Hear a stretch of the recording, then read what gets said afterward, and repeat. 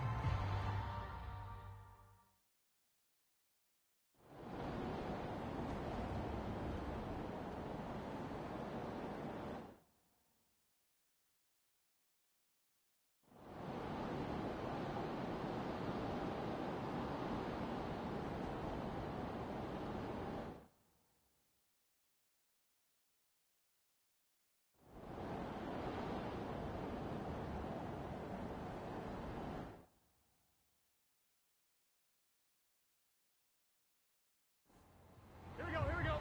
180. Nice hot. On 2nd and 12, Burrow. And Burrow going to be hit and taken down. They got him. Jerry Hughes. Credit him with a sack as he buries him for a loss of 10. Now that was a passer's nightmare. The front door totally shut down by the defense, so he kept going backwards, hoping to find another avenue of escape. It didn't exist.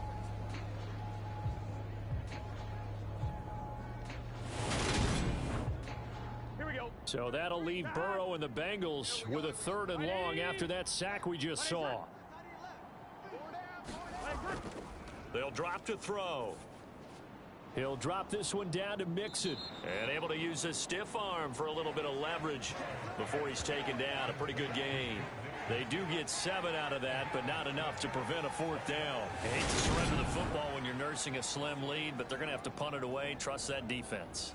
It's the right play at this stage of the game as well. You don't need to press it here because you do have that little bit of a cushion, and you count on your D to make it stand up. Here's Bradley Pinion now as he's on to punt for Cincinnati.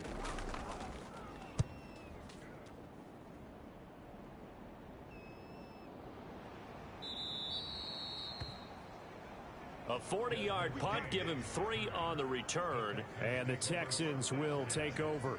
Out now comes the Houston offense as you take a look at the playoff picture in the AFC.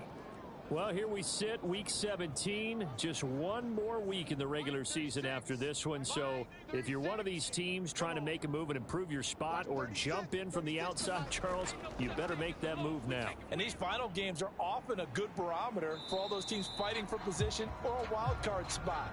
They have to be able to get the job done these last 2 weeks before things get even tougher when the playoffs officially begin. And here we are in the 4th quarter, partner, and watch them drive for what would be a go-ahead touchdown. And you and I both know this is where you need a quarterback who can keep his cool back there. Not just for himself, but to keep the rest of the team relaxed too. Now a throw here to his running back. And a 6-yard gain gets him right around the 43. Line of scrimmage, the 43 on 2nd and 4. A run with Harris out of the shotgun. And he'll get it out a couple yards shy of midfield at the 48.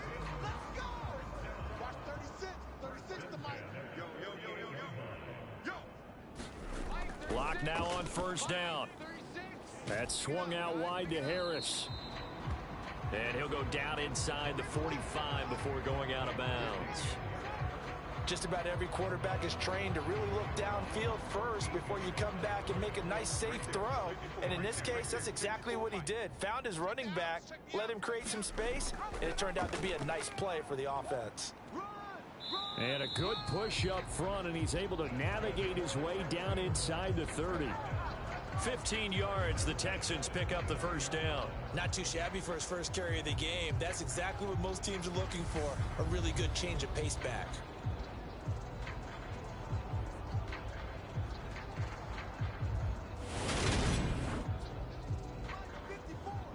Mike 54. Not scared. 54 is Mike.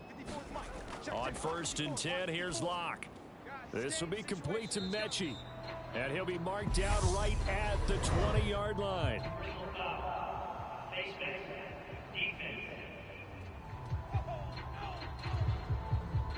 Well, certainly those are the types of mistakes they're trying to avoid as they attempt to protect this lead late in the game. And let's face it, they're hoping that this one doesn't cost them in a significant way. Yeah, one guy committed a penalty, but now the entire defense has to pay the price and try and rise up and overcome it. Harris running straight ahead. And the stop will come inside the 5 at the 4. The last run got 6, now 2nd and 4. Here's Locke. And that is caught. Touchdown, Texans. Nico Collins, his 4th touchdown on the year. And the Texans have moved out in front here in the 4th quarter. So quite the comeback here. They have erased that deficit, pushed themselves out in front now here in this 4th quarter. This game's kind of felt like a horse race, hasn't it, partner? Because, yeah, the other guys run out to their big lead, but then slowly and surely, they've been creeping up and closing that gap. Now they've stuck ahead in front here late in the game. The finish line. And he's going to go down. Can't get rid of it. So a sack on the 2-point try. So tried to throw it in for 2 points, but the D got home, brought him down. Yeah, got home, which means there had to be good coverage. Just had nowhere to go with the ball. Typically, you try and throw quick hitters, quick slants, maybe even a quick fade. Nothing was open. He ends up getting sacked.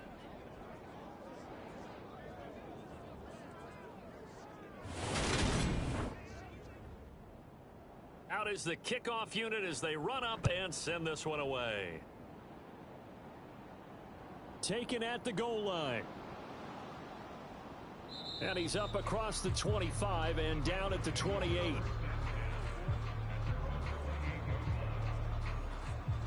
Cincinnati now ready to take the field. The last series form a little disappointing, forced a punt. And now they'll try to do better here and come away with some points as they begin this drive. 1st and 10.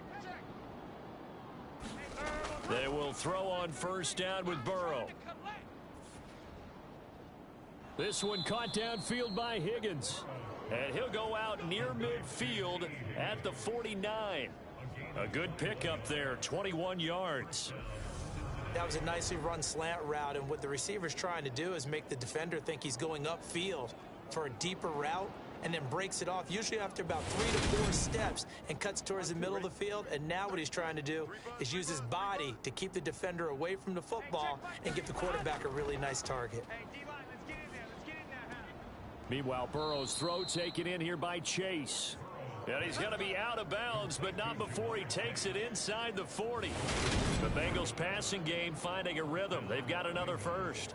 Tell you what, he's been able to put the ball in some tight spots all game long. That throw, no different. Yeah, a lot of people would call it a gutsy type of a throw. I think he looks at it as, I can do it, so it's not that big of a deal to me, and I'm going to keep firing. Throwing now, Burrow on 1st down. Under pressure, and the Texans able to get in there for the sack. Cole Holcomb proving too much there for the offensive line. He gets the sack. And this dominant defensive performance continued on that play. This poor quarterback has not received the protection he needs and has had to pick himself up off the turf far too often.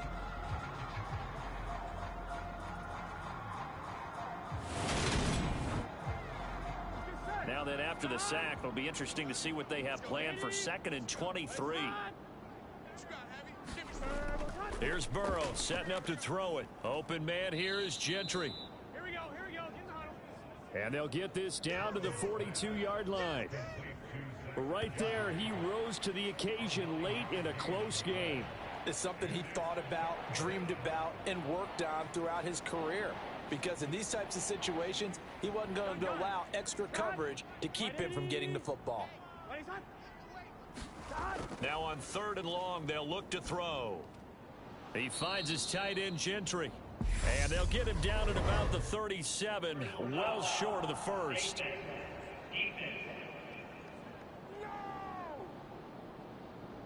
Charles, they're trying to protect this lead late. Those are the types of mistakes they could afford to go without. About the last thing you want to give them is help in completing a comeback, which is exactly what that penalty does. So a big penalty there on the face mask leads to 1st and 10.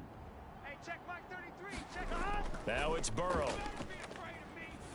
You better be afraid of me. And that'll be caught. Touchdown Bengals. It's Tyler Boyd.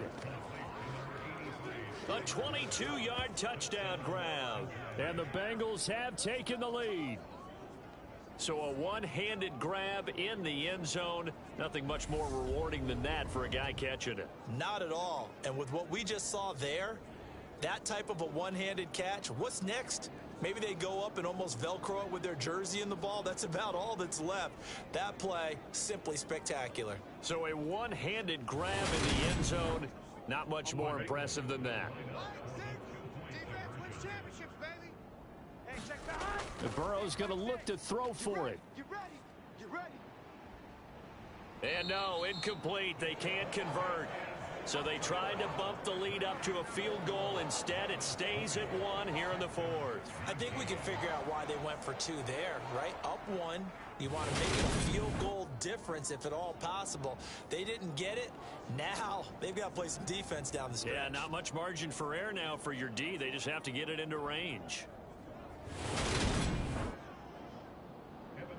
After the touchdown, McPherson on to kick this one away. Khalil Herbert to return it from his end zone.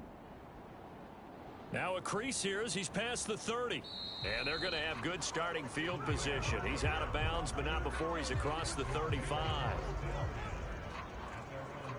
Out comes a Houston offense as they get set to take over here.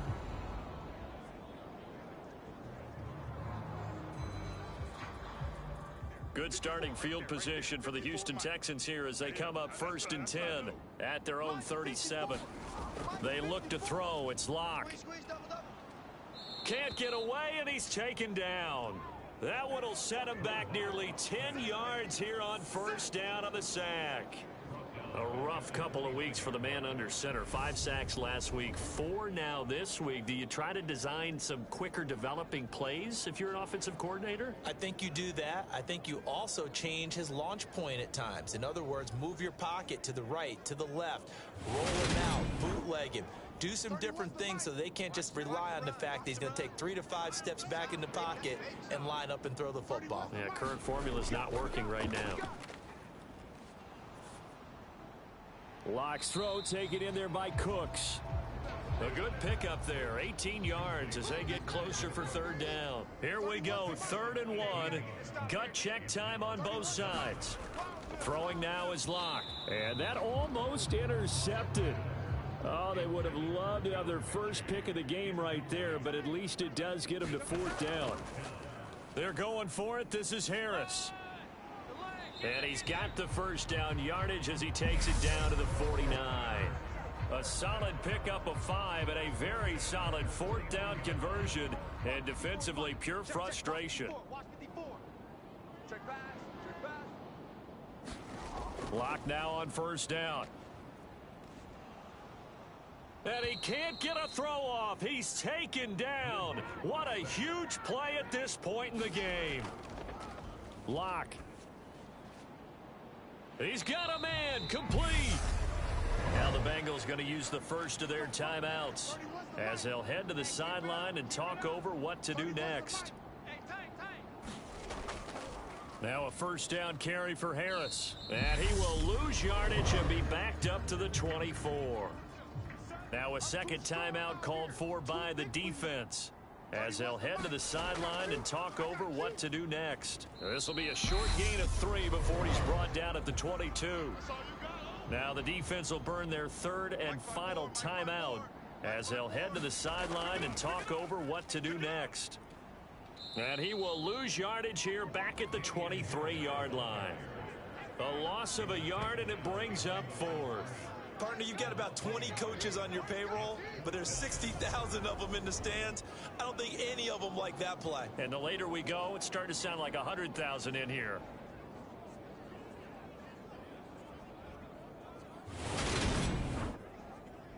So the field goal unit is on the field as this is a big spot right here.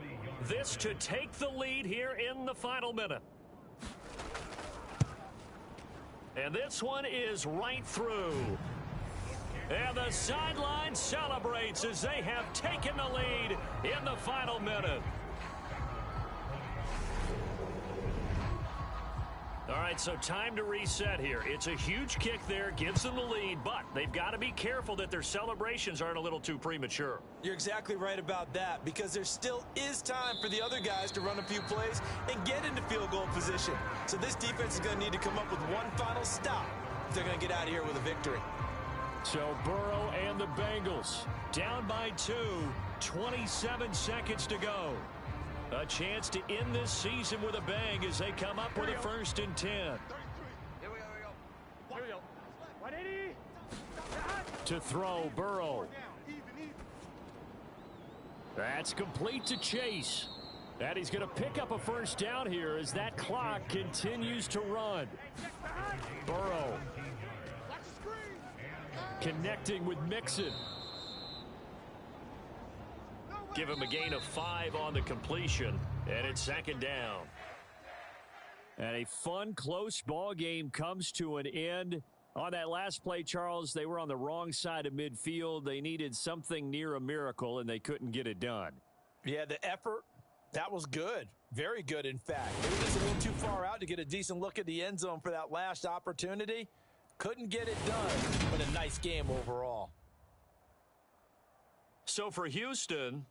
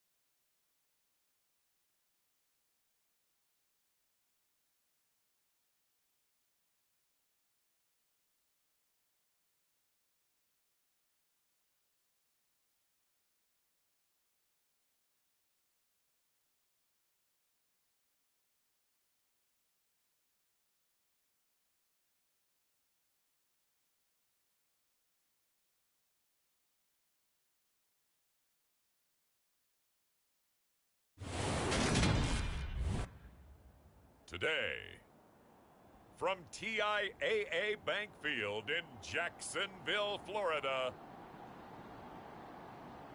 it's Week 18 of the NFL on EA Sports.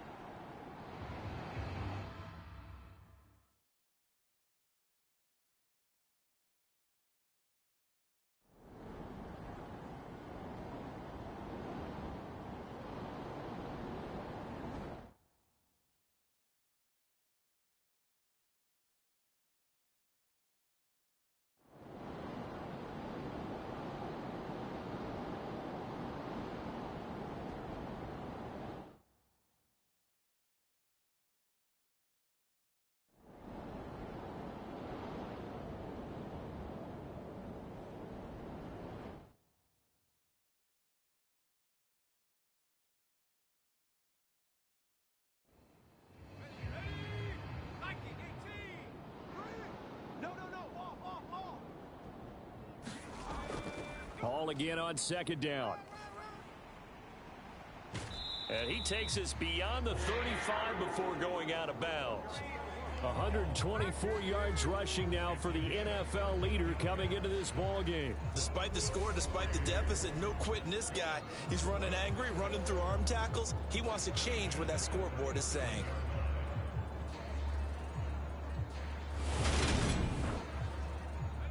Line of scrimmage, the 37 on 1st and 10. He'll look to throw. He's going to find and complete it to Renfro. And a 6-yard gain gets him right around the 43. This possession means so much for them. They've got to focus on this drive and find a way to make this a one-possession game. Yes. Got to get a score. Yeah, so good with a field goal. Don't necessarily need a touchdown. 2nd and 4. On 2nd down, a run with Hall. And tackled down after a gain of 3. Leaves him with 1 yard to go on 3rd down. This offense so far on 3rd down, not so hot. 2 for 9 to this point. They need just a yard here. It's 3rd and 1. He's got his man, T.J. Hockenson. And he is going to have a Jags first down, and comfortably so, as he gets 5 there on 3rd and a yard. Well, these two teams, they met up way back in the season opener, and it was the visitors getting the win there, so they'll be looking for the sweep back here at home.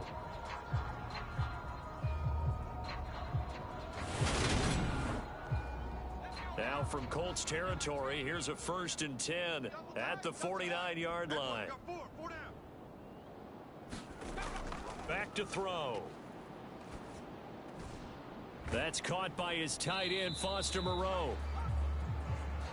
And he's corralled at the 40, but not before picking up 8. That's a staple of this offense. Drag route to the tight end. Yeah, he's unable to use his size to break off much more yardage after the catch, but still an effective gain nonetheless.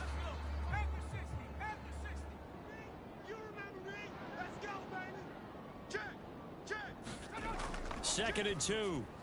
The open man here, Renfro. And they're going to work this down to about the 32-yard line.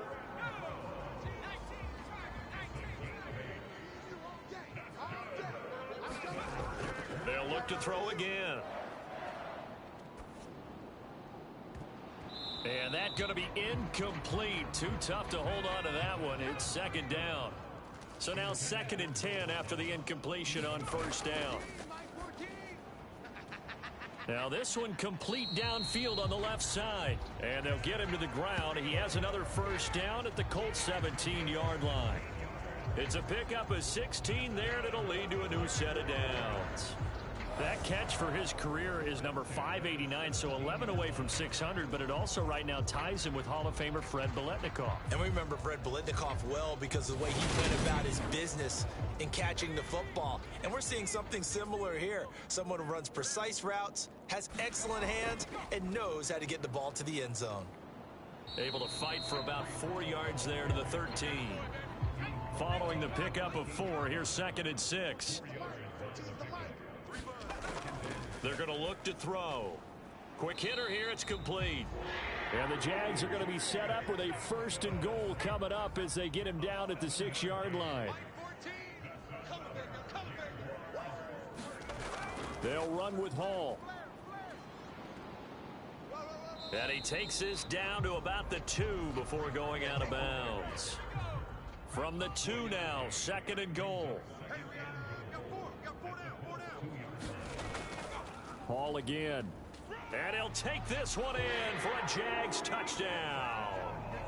Breece Hall, his 2nd TD of the game and 18th of the year. And the Jaguars have made it a one-score game again here in the 4th. So how about that for an answer? They get the touchdown there, and it's back to a one-score game here in the 4th. And that's what these guys have done all game long because they've scratched and slashed their way to stay in this game. And by now, we should all realize they're not going away. Now the pressure again swings to their defense because they're going to need to find some way to get the ball back.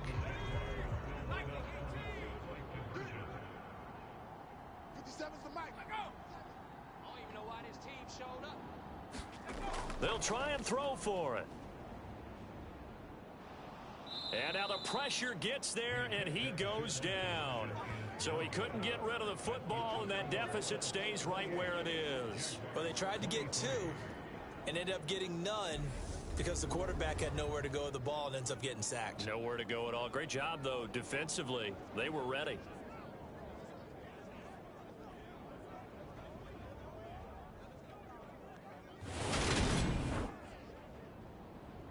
After the touchdown, Cook now to kick this one away. This one fielded at the 5. And able to take it past the 25 and up to the 28-yard line. As the Colts offense makes their way out, we take a look at the playoff picture in the AFC. And you can see they'll be the AFC South representative, but for the moment at least, they'd still need to host a wild card game in that first weekend, but not the worst thing in the world. No, not at all, and you and I both know this about this division. It's been wide open and extremely competitive, and it was again this year. So for a team to come away with the division title and get to the playoffs, you know they'll be battle-tested for their run in January and into February. Logan Wilson, the one who got in there and dropped him to the ground. Pressure can come from all over when you're plotting a defensive strategy. On that particular play, it just came from the outside.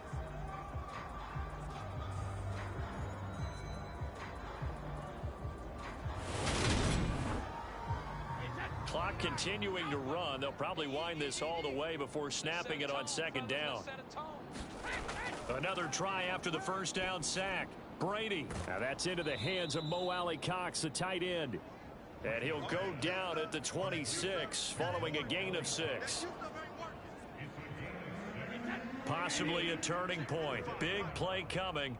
This is 3rd and long. Brady going to throw. Looking middle, and that's complete. And he is going to have a Colts first down as they're able to get the 3rd down conversion. And that pickup of a first down, that's going to leave a mark because they really needed to stop them there, didn't they? Oh, so frustrating. Defensively, you're a play away from getting that football back here, down late. Tough. Now they've got to find a way to create a turnover or takeaway. Otherwise, this one will probably get away from them. Right, fellas, right. Let's go. Hey, Mike's 15. Mike's 15. Throwing on first down is Brady. Oh, he's got a man wide open, complete. And they'll wind up getting this one all the way down inside the 20. 36 yards on the play. When they've needed a play this year, he's certainly been the guy to deliver it. As this season has gone on, he's been awfully consistent and sometimes spectacular.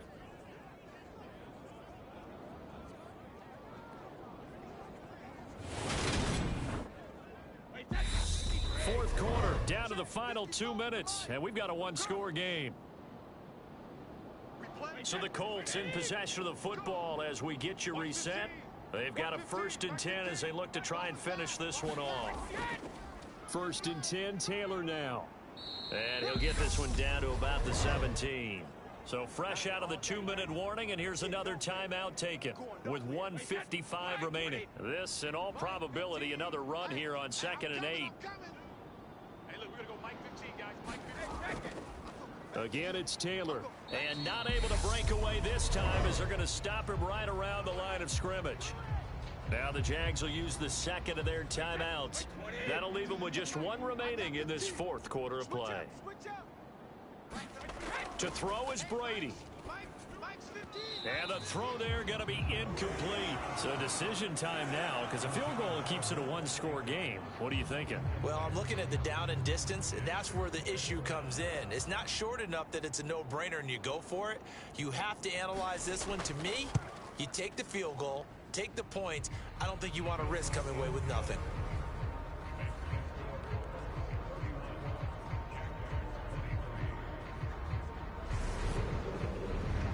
So that gets him a little bit of breathing room, but not much. And you have to think back to the field goal that he missed earlier. This would be a 2-score game right now if he had converted then. And if you and I are thinking about it, you know he is as well, because in the back of his mind, he's thinking, I hope I get one more shot in an important spot.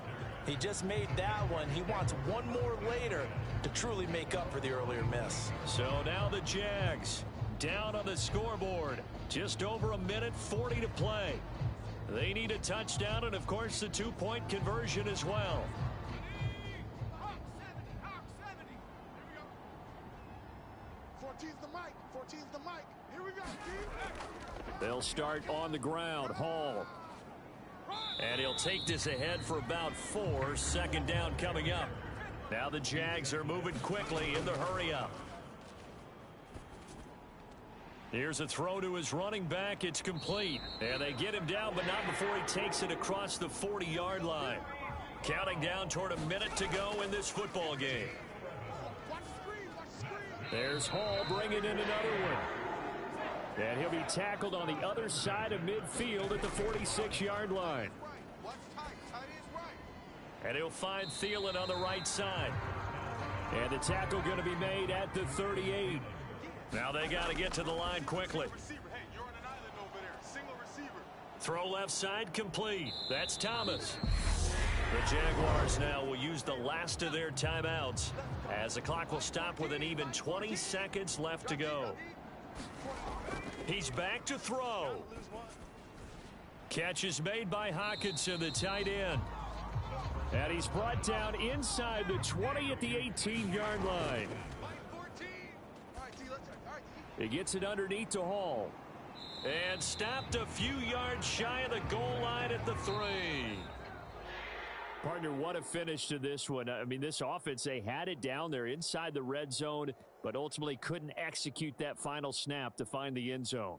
Yeah, and they're going to walk away from this one, and you know what's going to go through their heads the entire time until they get to play again.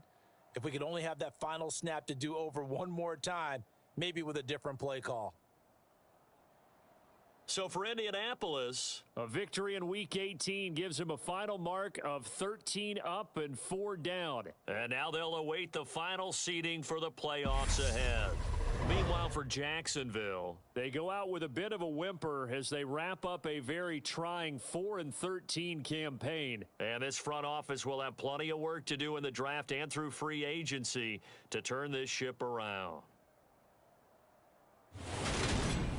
So that'll do it for us. For my partner, Charles Davis, and all the hard-working men and women on our crew, I'm Brandon Gaudin. You've been watching the NFL right here on EA Sports. With that, we sign off from Jacksonville.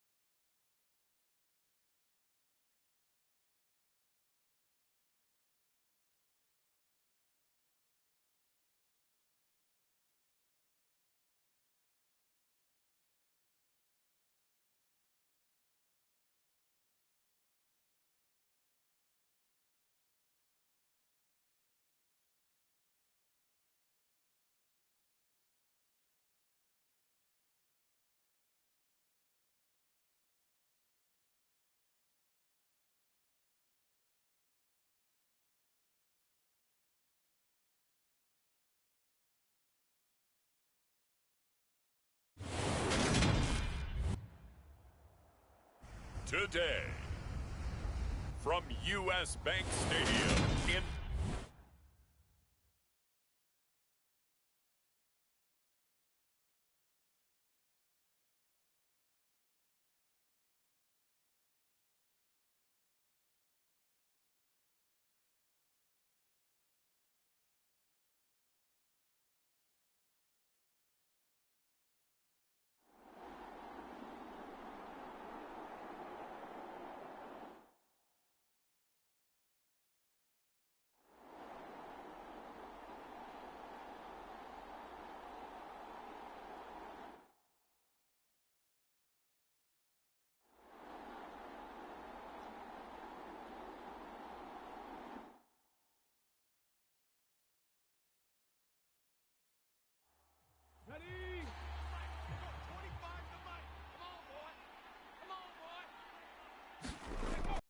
From the shotgun, he'll look to throw. Delivering a pass here to Evans on the out route. And he'll go out of bounds in the red zone just inside the 20. That'll go for a gain of 7. And that's going to bring up a 4th down. They got the completion, but they didn't get the first down. So you've got to think if you're on the defensive side of the ball, you're pretty happy with what you just accomplished there. Yeah, guy, like you said, got him out of bounds, stopped the clock, kept him short of the marker. So here we go. Maybe the biggest kick of the game forthcoming. This to make it a 2-score game. The kick by Sanders is good. And that will make this a 9-point lead.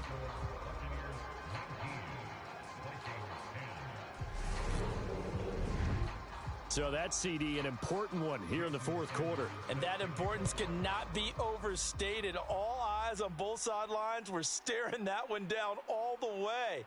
The significance is that they made it a 2-score game. Still lots of time left to go, but likely that was their goal at the start of the drive. Get 3 points, make it a 2-score game, and they were able to get it done. So the special teams penalty cost some yardage there as they come out on 1st and 10. Now they'll throw here out of the gun. And he's got him. Got his man on the end route. Complete. And he's taken down, but not before he gets this across the 25-yard line. The drive starting with a 1st down, 11 yards on that pickup. Well, every drive from here out is definitely crucial and critical. They know that they need to get at least 3 here to get it back to a 1-score game. But I can't imagine that in their huddle that they're thinking at all about getting a field goal. They want to get into the end zone and then try and get the ball back again. Oh, now he's stripped. He lost the football. And it's picked up by the Buccaneers. And his guys are going to take over at the 31-yard line. We have seen this before, and we know coaches preach about this and work on it all the time. Catch the ball. You know there's going to be some traffic somewhere. They've got to put it away and secure it as they try and get downfield. And Tampa Bay trots out there now. And they sit in a good spot, having the ball back after the fumble recovery and up 2 scores in the 4th quarter. Right there. Fournette, a 1st down carry. And they're going to stop him right at the line of scrimmage. Just no cutback lane to be found whatsoever. 2nd and 10.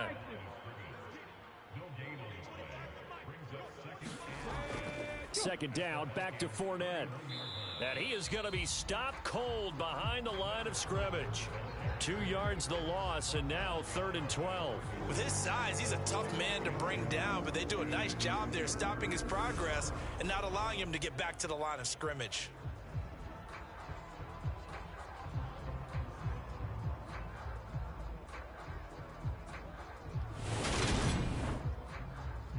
The Bucs on 3rd down. They've converted 5 times in their many chances thus far. This is 3rd down and 12. They'll look to throw. And this one complete to Smith. And his bid for the 1st down coming up short as he's tackled at the 25. So they'll get 8 out of that completion, and it'll be 4th down. One hallmark of good defenses is understanding the game, understanding positioning, and tackling immediately in the secondary after catches. I think we just saw that on display right there. Got to him before he ever had a chance to think about turning it upfield. So on 4th down, out trots the kicker in a big spot here. From the left hash, it's a 42-yard attempt. Sanders' kick is good. And that will extend their lead even further.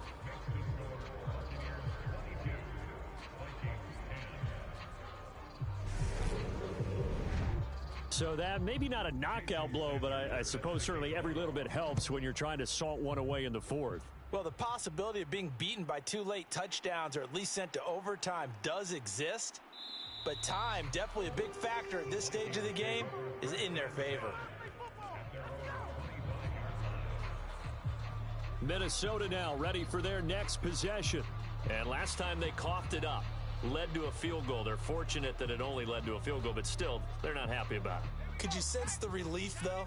when they only gave up the field goal, and they were able to trot back out on the field and start this drive. A little more pep in their step because they didn't cost their team a touchdown. But they know they've got to do it a lot better than they did on the last possession. The coach will just be relieved, though, if they recoup with a score here, right? I think the coach will be ecstatic to see them pick themselves back up and now take it downfield, punch in the end zone without turning it over. Fourth quarter, every drive so critical. You figure may only get one more shot after this, so a touchdown's imperative on this drive. It is, but you also have to think to yourself in play calling, don't hold anything back. Don't save it for the second touchdown. You've got the first one for the second one to even matter. 9 yards to pick up there, and it's a first down. Many different ways to create space, but on that play, he did it with that big, wide body of his. Didn't get a whole lot of yardage on the play, but it did what it was supposed to. Pick up a first down. A throw over the middle, taken in. And they'll get him down on the other side of midfield. So on the other side of the field now, it's 1st and 10 as they've got things rolling on this drive. Up the middle, it's Chubb. And he can only manage to get a couple. 2nd and 8 coming up.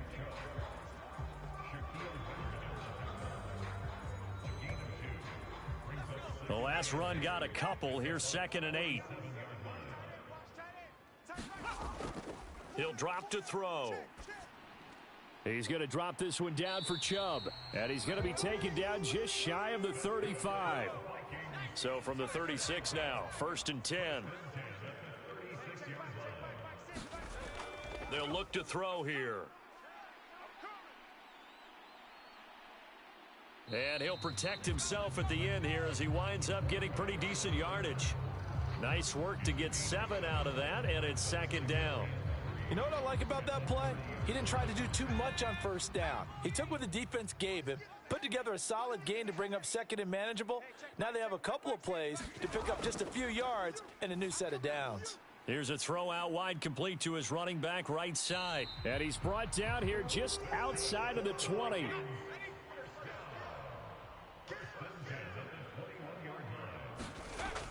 On first down, they'll run with Chubb. And boy, this defense again really making things tough on him as they stop him for no gain. So after the run for no gain, here's 2nd and 10. They'll set up to throw. Throwing middle, and it's complete. And all the way down inside the 5 to the 4. That one goes for 16 yards. It sets him up 1st and goal.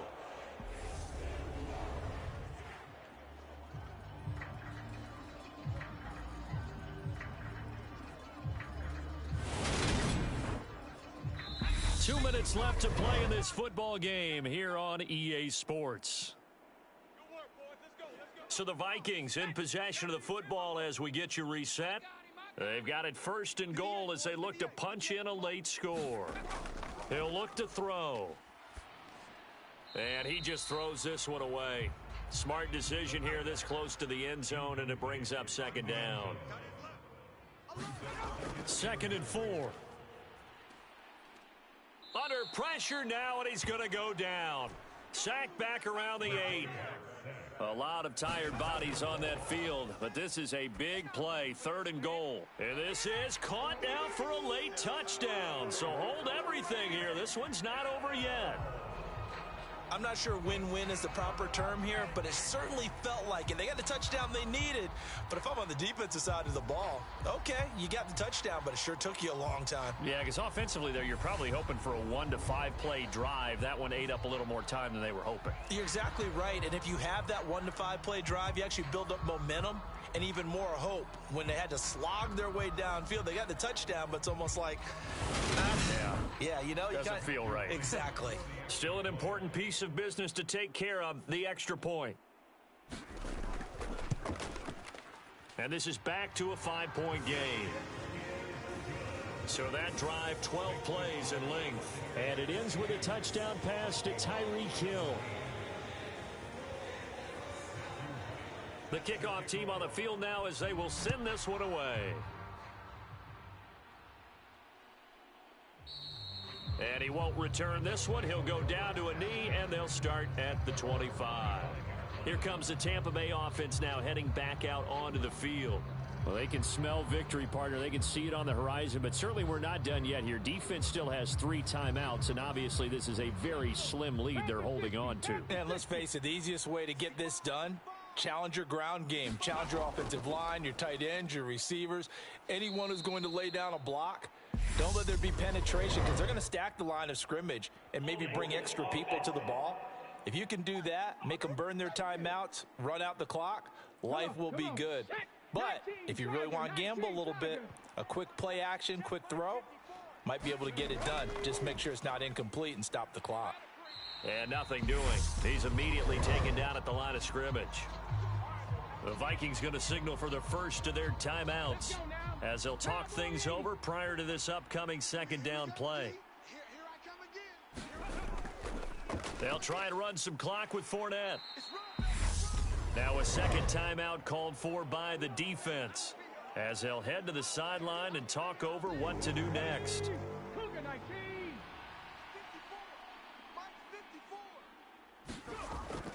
On third down, Fournette. And not a whole lot to speak of there as they'll bring him down shy of the 20.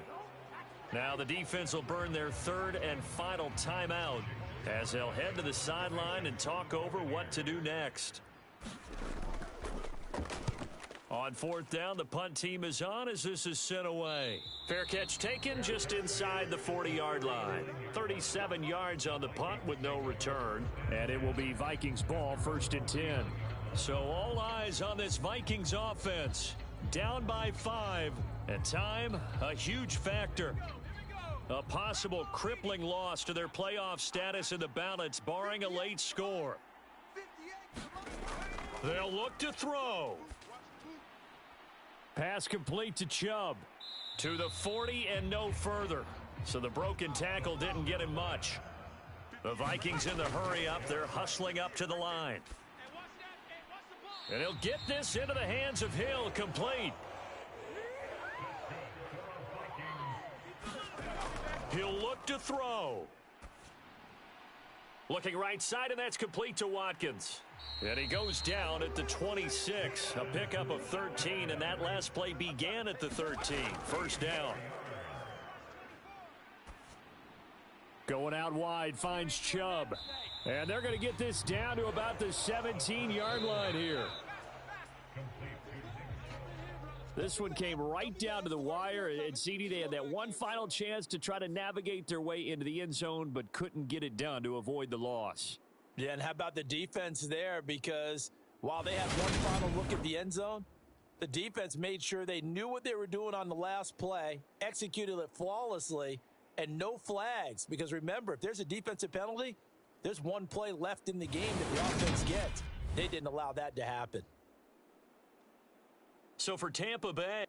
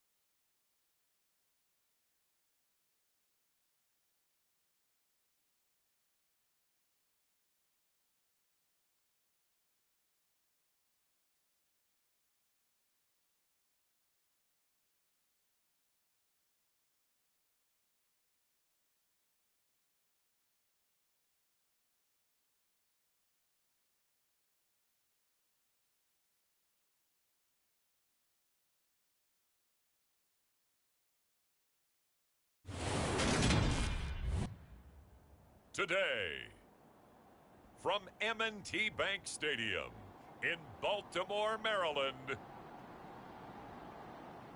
It's Week 18 of the MFL on EA Sports.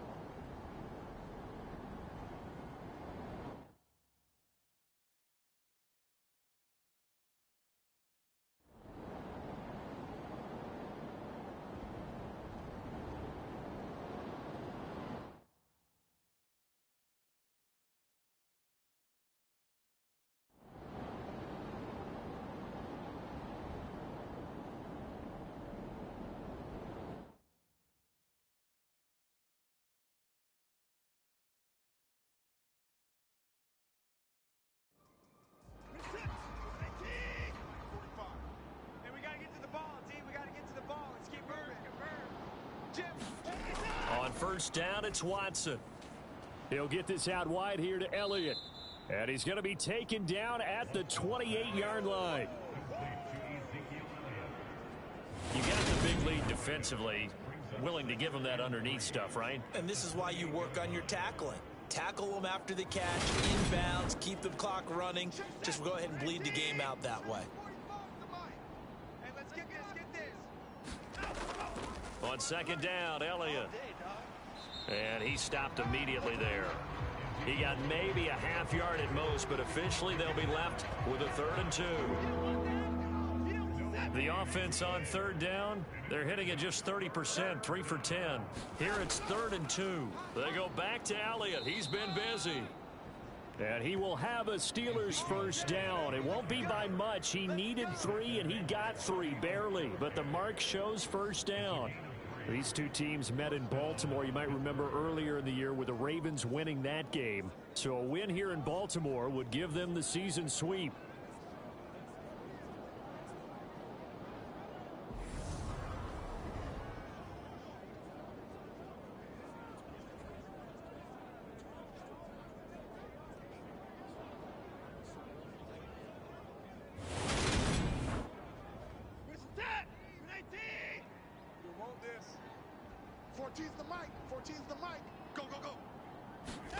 On 1st and 10, Watson. Throw left side, hauled in by Pickens. And out of bounds right around the 20. So 5 yards here, 5 on the play. And it'll be 2nd down. One thing you're hoping for when you run drag routes, you're able to hit a receiver in stride, and he can pick up a lot of yardage after the catch. But in this situation, the defense was effective, able to stop him before he could get a good head of steam going. Here's a pass swung out left to his running back. And they're going to get this down inside the 20. This offense has converted 2 third downs on this drive already. This is 3rd and 4. Now back to the ground with Elliott. And oh, he's just going to be short here, barely. Maybe by a half a foot. It'll be 4th and inches. Not too many offenses want to turn down long drives, but when you're down what they are, they've got to pay it off with some points.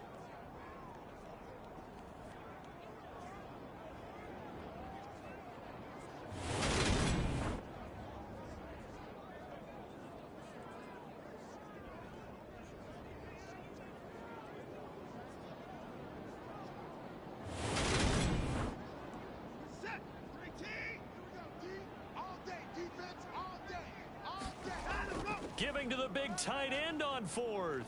And he's got the first down as he gets it to the 8. The time to pull out the stops is now, and they convert there on 4th down. They only needed about 4 or 5 inches there, relied on the big guys up front, and got it done. Yeah, this is the time to just go ahead and hit it straight ahead. No juking, right? No movement in the backfield. Take the ball and go. As I heard a coach tell a player a long time ago, save your dancing for the club, son. Just get up into that line of scrimmage. Nothing doing there as the 13th play of the drive proves to be unlucky. There's no question that coming into this game, this defense was pretty vocal about its desire to take this running back out of his game. And all that pregame wolfing has turned into results. Now from the 9, here's 2nd and goal. 45, 45, 45, Mike, 45. Let's go. Now Watson. You can't block me. Finding his safety valve here. That's complete. And he'll be brought down right on the edge of the goal line at about the 1-yard line. A touchdown saving tackle there. Now it's 3rd and goal. And we see another pitch and catch there to the running back. This position just continues to evolve. They become just as critical to the passing attack as a lot of receivers, tight ends, because their ability to make people miss in the open field can really generate big plays for an offense. No gain on the play, and what to do now on 4th and goal. This defense continues to be good on 3rd down. They haven't allowed a touchdown offensively. Are you saying, let's go for this, let's try to get it in the end zone? I don't know about that because of what you just described. They've been so good, and they don't give up the big play that you would expect in downs 1 through 3. Why should 4th down be any different? True. You might want to go ahead and kick the field goal and see if you can figure out something else as this game moves on. And he's in. Touchdown, Steelers. Ezekiel Elliott, his 8th rushing touchdown on the year. And the Steelers' decision to go for it pays off with 6 points. So this now a 9-point difference. You figure the book here says kick the extra point, make it a 1-score game. Now, you and I have seen coaches get overly aggressive in this spot, but I agree with you. Kick it here and get back within a score.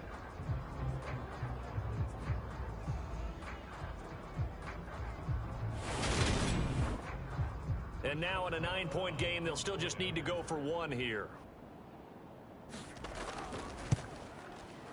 As this gets them back within a touchdown and a 2-point conversion. And what a drive that was. 16 plays all told. And it culminates in a touchdown run by Ezekiel Elliott.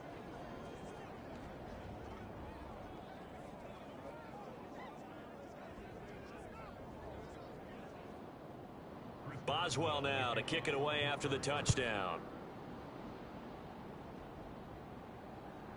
From a couple yards deep, he'll bring it out of the end zone.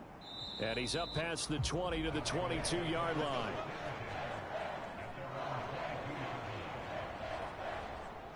And Baltimore's offense set for this next possession. After the touchdown we just saw, we have a brand new ball game. And now look at the situation. You got plenty of time on the clock. Defensively, they have 3 timeouts. So do you run the football here or do you throw it? I think you have that full conversation with your offensive unit, and you tell them, here's the situation. They've got all of their timeouts, so we are not going to play this conservatively. We've got to attack them. We've got to make them use those, gain the ground that we need in order to put this game away. If you think we're just going to run it 3 times and punt it, you've got another thing coming. Yeah, and by the way, also the 2-minute warning in play, so essentially 4 timeouts left. They have to be aggressive here. So quickly all the way up at the 40-yard line. Watch left. Tight, watch left. On 1st down, they go with Jacobs again. And he'll be pretty well stopped in his tracks. Give him a yard up to the 42. Now, the objective there, I mean, yes, the positive gain, that's nice, but work some clock. Yeah, you're exactly right, but the problem for them is still within a possession, so they can't just sit on it running the ball. They'll have to find a way to throw it effectively as well.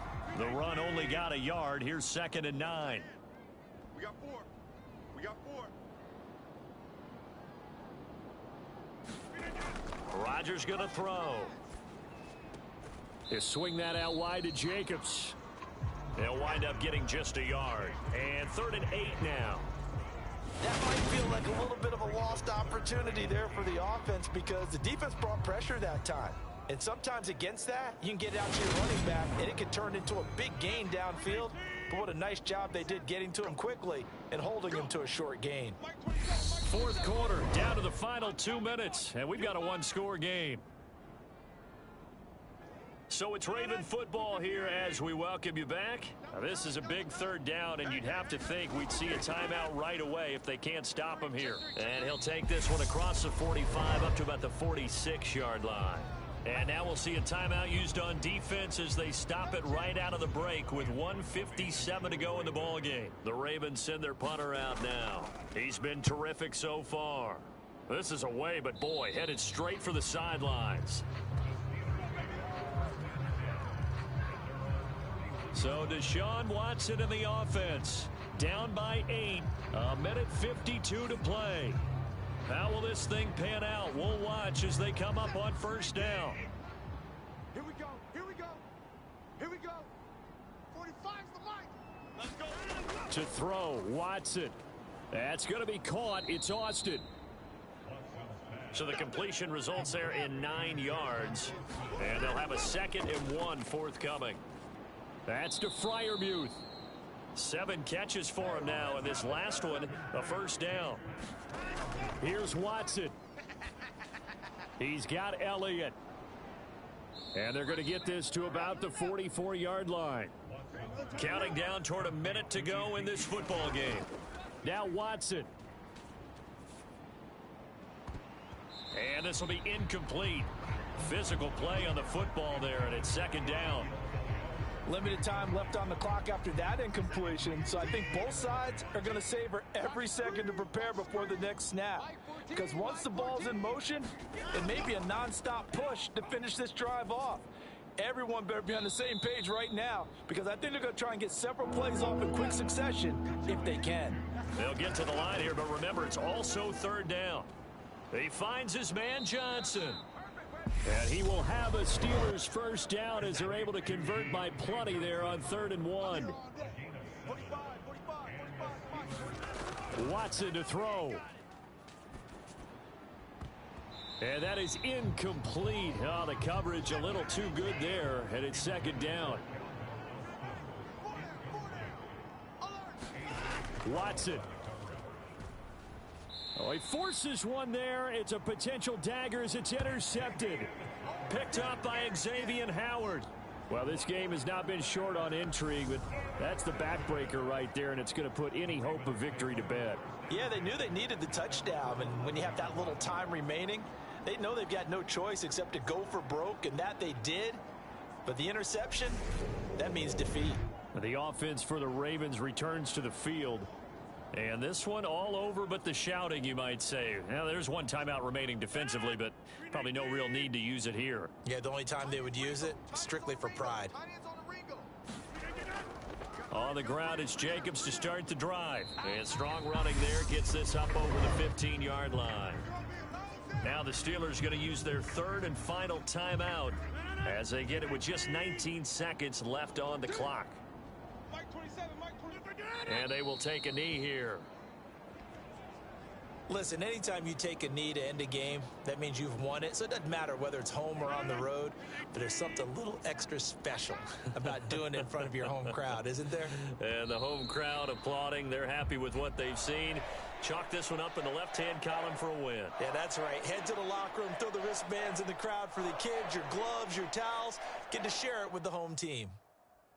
A lot more was on the line in this one than just defending your home field, CD. They defend their home field against a division rival and get the victory, so this one feels a little extra special. It has to, right? There's always just a little more emphasis on games like this. Everyone talks about playing each game the exact same way, but you and I both know that is not true. Division rivals, you want to take care of business not just at home, but against a team that you really don't like very much, too. So for Baltimore, they finish off the regular season at 12 up and 5 down. And now they'll await the final seeding for the playoffs ahead. Meanwhile, for the Steelers, they drop their 11th game now on the year. And it will be a disappointing finish to the regular season, no doubt. So that'll do it for us. For Charles Davis and all our crew, I'm Brandon Gaudin. You've been watching the NFL on EA Sports. The Ravens are victorious here as we say so long from Baltimore.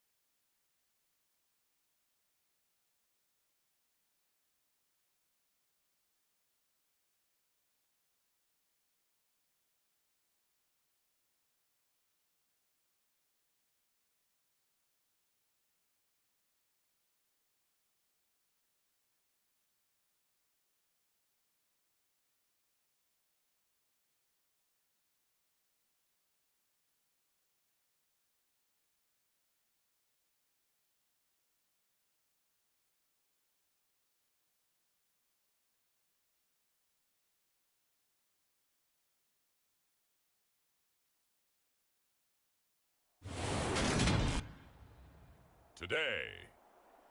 From Mercedes-Benz Stadium in Atlanta, Georgia, it's Week 18 of the NFL on EA Sports.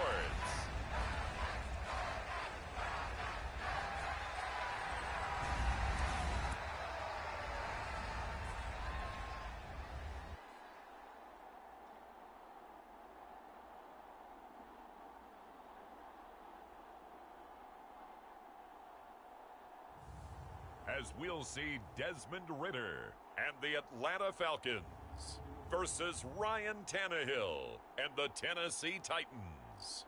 First opened in 2017, there's a look at the beautiful state-of-the-art Mercedes-Benz Stadium here in Atlanta, GA.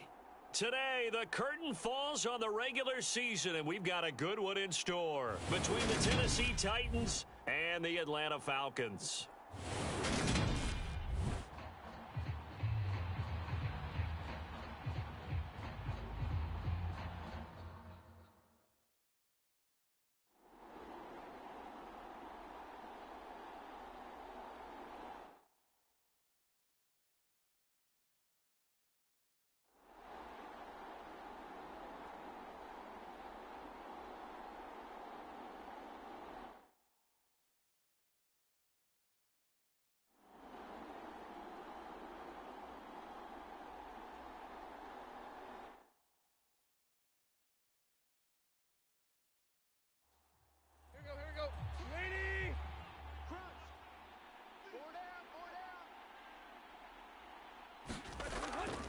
They'll start on the ground with Dobbins.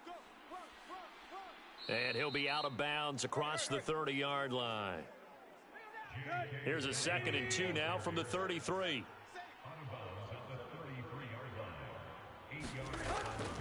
They'll go again with Dobbins. And to the 42-yard line here and brought down there. 79 yards on the ground here for Dobbins, and a first down coming up. Oh, that's one to warm the hearts of all those old school football players, isn't it? Tough, hard, gritty run, got behind his pads, bowled over a few people. Look at that one, right up the gut. Saw it through 3 quarters, no reason to lighten up now.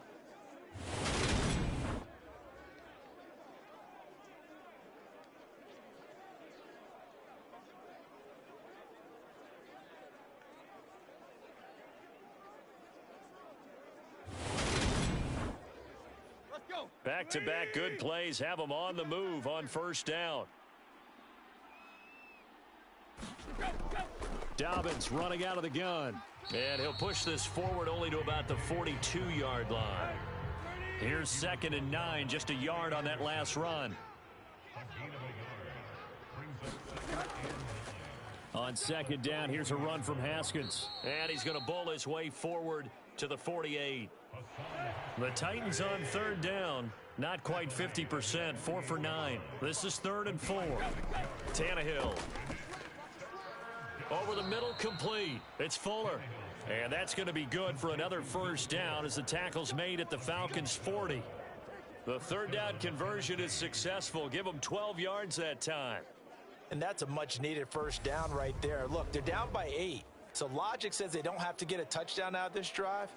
But the way things are going, I don't know if I'd put it in the hands of my defense here. You might not get the ball back at all.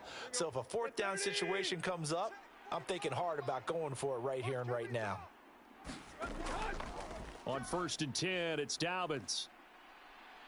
And he'll bring this one inside the 35. A good run, got 7 on first. Here's 2nd and 3. A give up the middle to Dobbins. And he'll work it inside the 30 to the 29-yard line. Hold everything because Darren Waller, the tight end, appears to be injured on that play. Well, Week 18, this is just when you hope everybody can get through the regular season healthy, but the medical staff is going to have to take a look here, and we'll step aside. Here we go. Lady! Right here. Double time. Haskins now on 1st and 10. Down to about the 22 here. A gain of 4 last play. They double that here and get 8.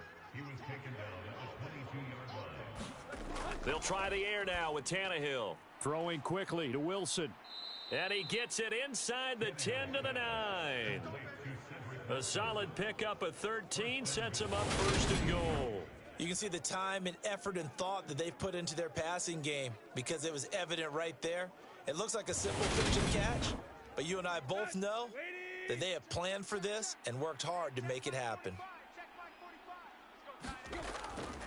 They'll run here with Haskins.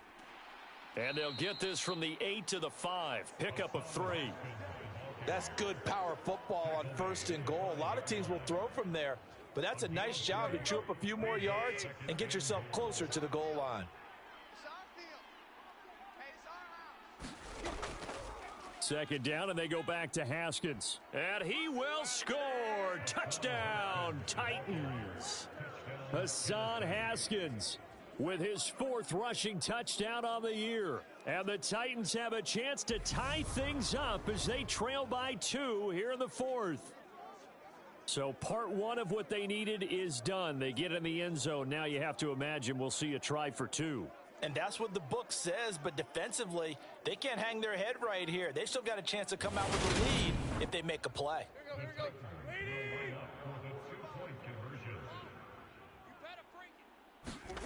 Tannehill looking to throw. And he's got it.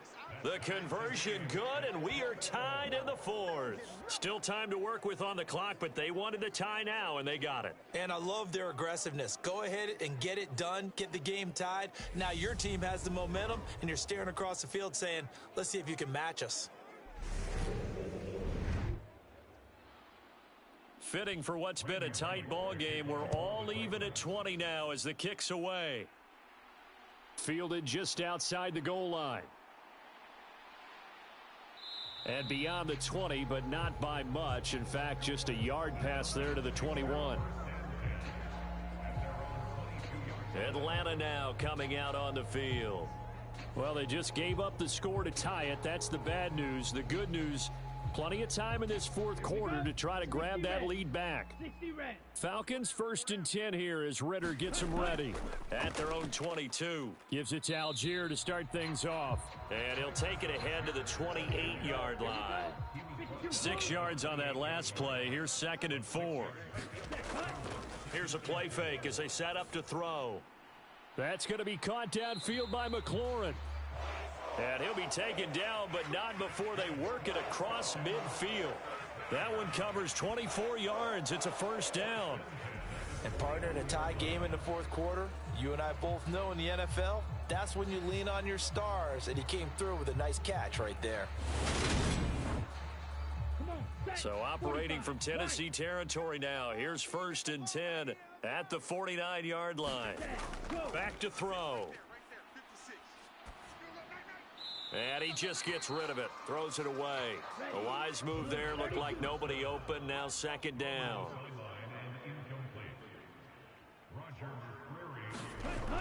He'll try again with the arm here on 2nd down. Looking for McLaurin, and he's got him. And he'll be brought down on the other side of midfield at the 43. He decided to run a hitch route. It really helps to have a guy who can turn it loose. And, boy, he rifled one in there on that one. Not much run after catch, but it worked really well. So 3rd down, but you got to think they'd like to get closer, even in a dome with good kicking conditions for a possible field goal. And he's going to be taken down just shy of the 35. They'd been moving the ball well, but this drive was in danger of stalling out. Fortunately, this is a nice throw here, and they're able to pick up a new set of downs.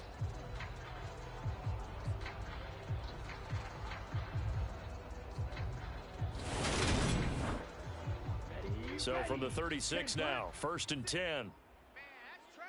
That's trash. 56 to Mike. They'll look to throw again. Dumps this one off to Algier. And he'll be brought down at about the 23-yard line.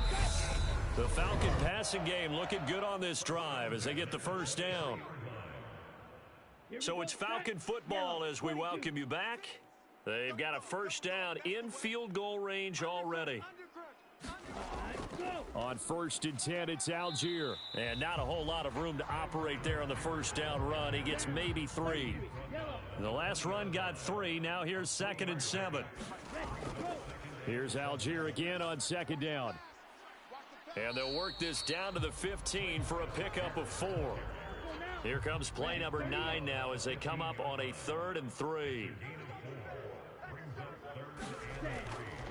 Algier will try to pick it up. Now they needed 2. They could only get 1. 4th down. The Titans going to use the first of their timeouts as they'll head to the sideline and talk over what to do next.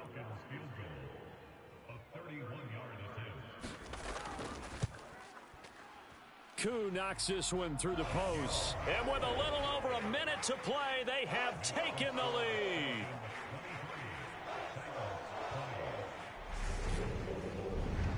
Big kick right there to give them the lead in the 4th, but there is still time left for a final drive. Did they score too soon?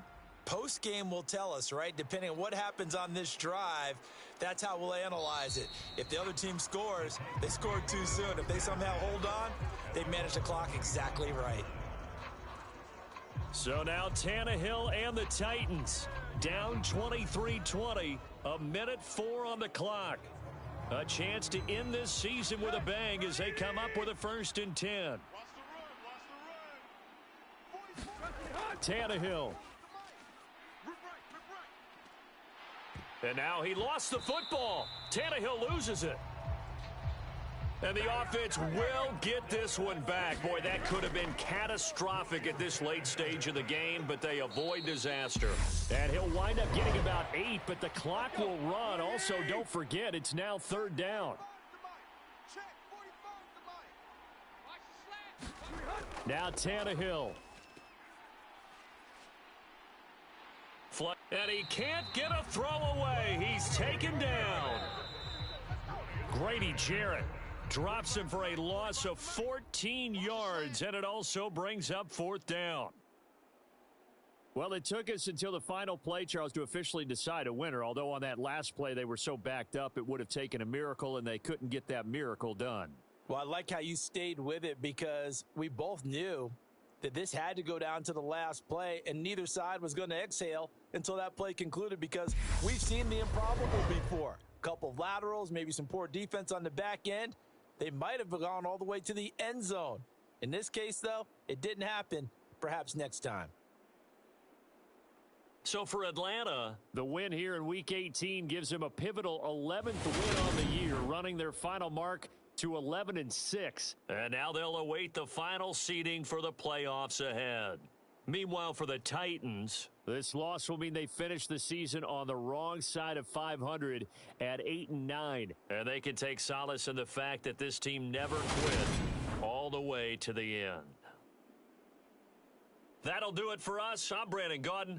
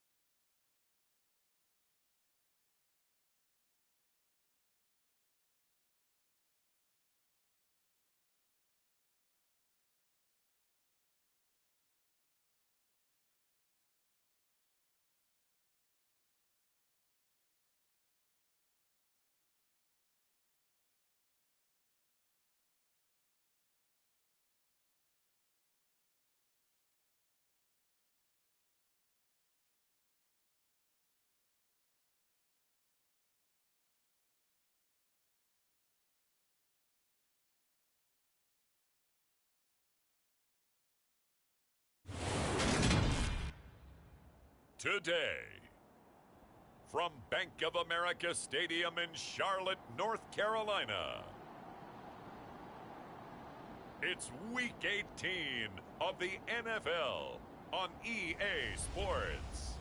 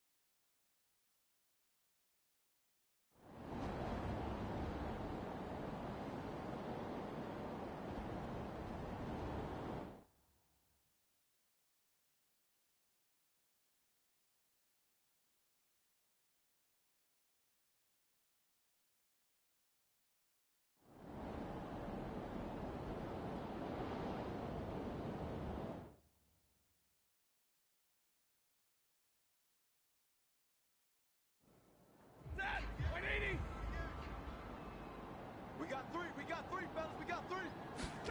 They'll fake the give. Now Stafford.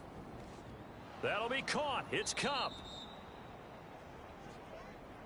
And they're going to have another first down as the tackle's made at the Panthers' 14.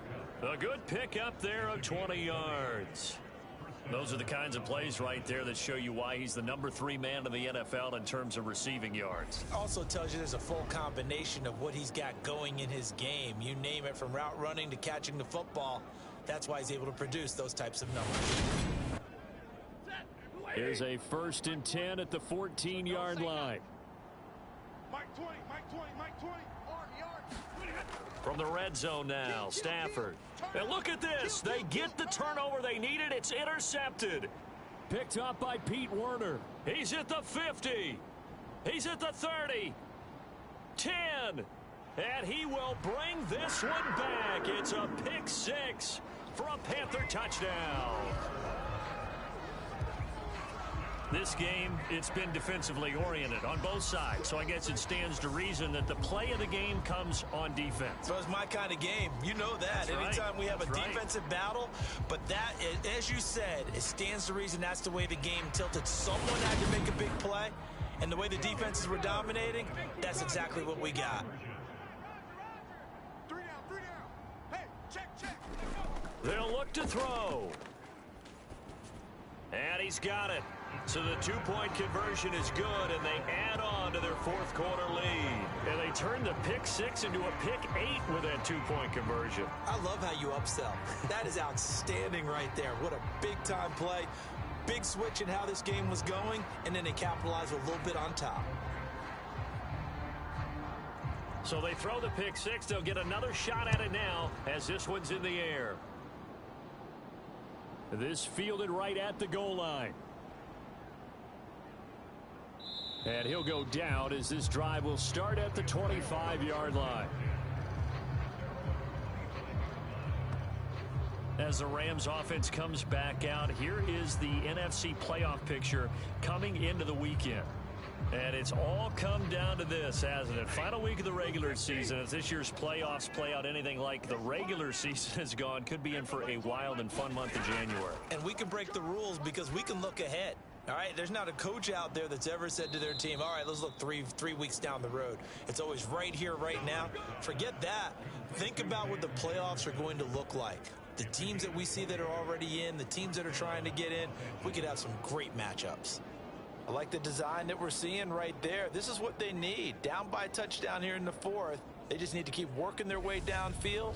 And when they see openings, take their shots.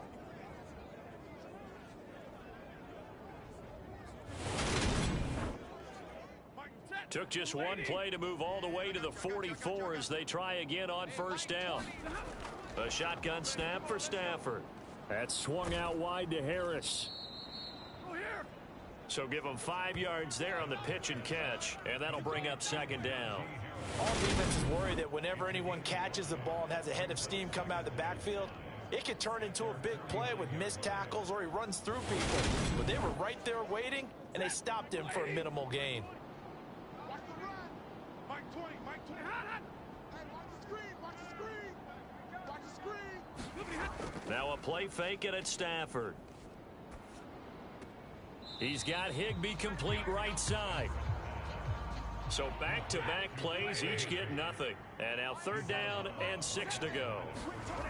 Now Stafford.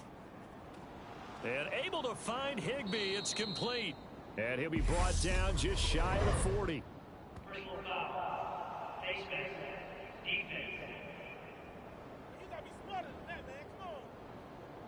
So it was already a gain on the completion, but tack on some more with that penalty. Absolutely, and no matter what angle you're making the tackle from, you can't grab the face mask, and that's just putting your defense on its heels just a little bit more. So the penalty yards marched off on the face mask. Here's 1st and 10. Play action. Stafford. And he's got it. That's Kupp for a Ram touchdown. A great effort there. His 11th touchdown of the year. And the Rams are an extra point away from tying this game here in the 4th. We are set up for a fantastic finish now. A 4th quarter touchdown here. We're an extra point away from a tie football game. And I know they're thinking about possibly going for 2, but I'd go ahead and kick this one and just get it back to level.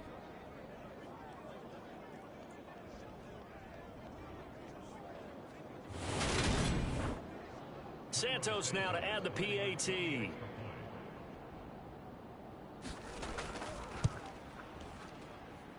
And we are tied here in the 4th quarter. Just a 4-play drive that time. And it ends with Cooper Kupp on the receiving end of the touchdown pass. Nothing separating these two sides. 24 all our score as he sends this one away. And he'll be tackled just shy of the 25.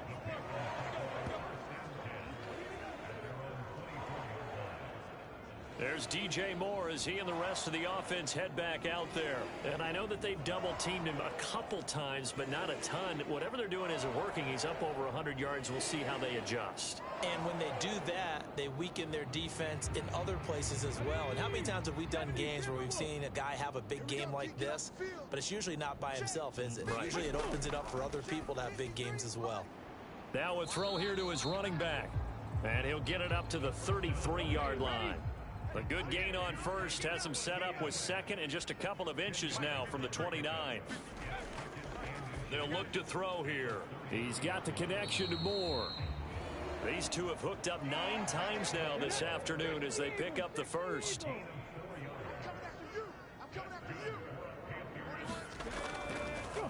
Draw play, Etienne. And he maneuvers up the middle for 3. And it's 2nd down. 3 yards on that last carry. Here's 2nd and 7. The play action fake. They'll look to throw. He's got his tight end. It's Tommy Tremble. And he'll be out of bounds just shy of the 40. First target, first catch, and a 1st down. There are so many things to watch for when you play defense.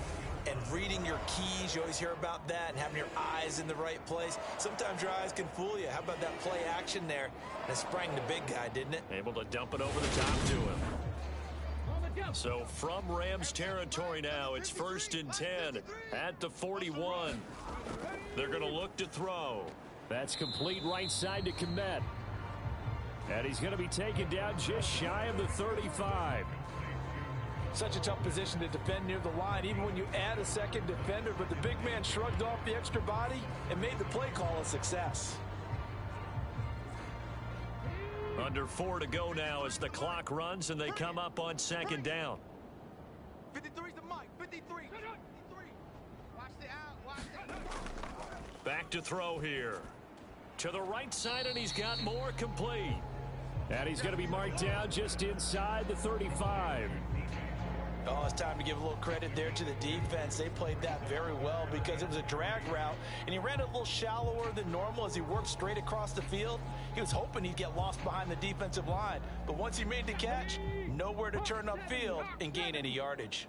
Watch the run. Watch the run. Back to throw again. And this is going to be intercepted. And the Rams are going to take possession of the football. Well, it's not the first time we've seen him give one up here during his rookie season. And in this case, zone coverage forced the mistake. He's made some strides week to week in how he's handling the different type of coverages that he's seeing. But clearly, there's some growing still to do. The offense for Los Angeles returns to the field. And the question, can they turn that interception into points? A tie game for the moment in the fourth quarter.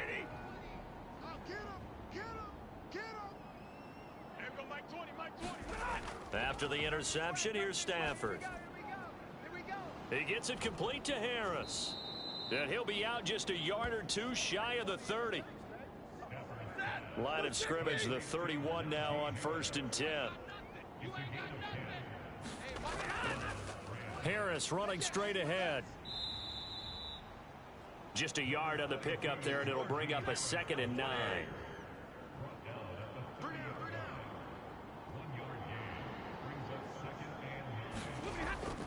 They run again with Harris. And he'll be brought down at about the 25 after a pickup of 4. We'll get a pause here. There appears to be a Panther who is shaken up on that last play. Now, this is just the last thing you want to see in the final week of the regular season. Well, I hope he's okay. We'll step aside and be right back. This a big play for both sides. What will we see here? 3rd and 4. I'm coming after you.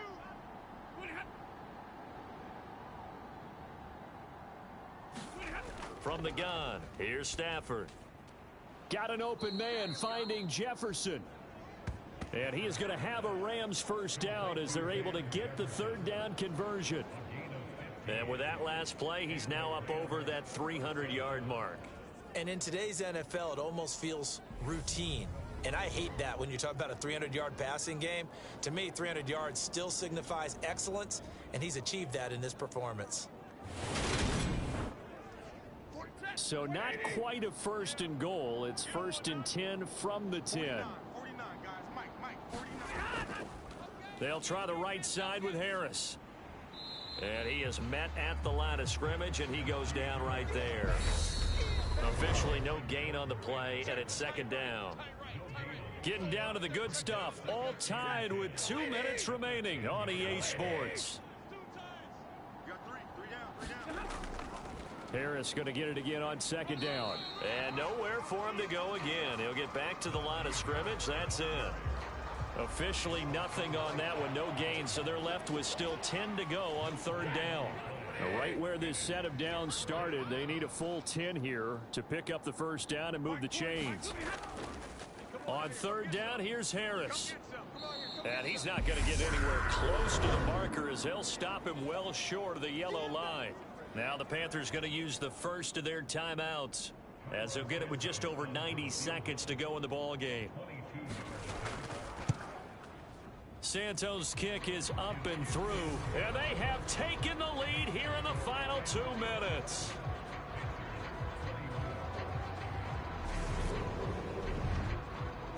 So the drive here ends with a field goal. It does give them the lead, but this one's still certainly a long ways from over. It definitely puts a lot of pressure on your defense to hold the lead, right? They're happy to have it and happy to be out there trying to do so. But I know as a former player, in the back of their mind, they're thinking, why don't you score the touchdown and seal this thing? So now the Panthers down 27-24, less than 90 seconds to go. A chance to end this season with a bang as they come up with a 1st and 10. Hey, 4-1, Mike, 4-1. Trying to shake off the interception from the last drive. He'll look to throw. And down right around the 32-yard line, 4 yards on the pickup. He'll look to throw. Fighting through, and he can't get a throw off. He's taken down. What a huge play at this point in the game. Back to throw. Got a man, and he hits him in stride. And this play going to be stopped in its tracks at the 32, and obviously well short of the 1st down. Gets this to Moore, and he goes out right around the 39. They keep the game alive, at least for the moment, as it's a 1st down.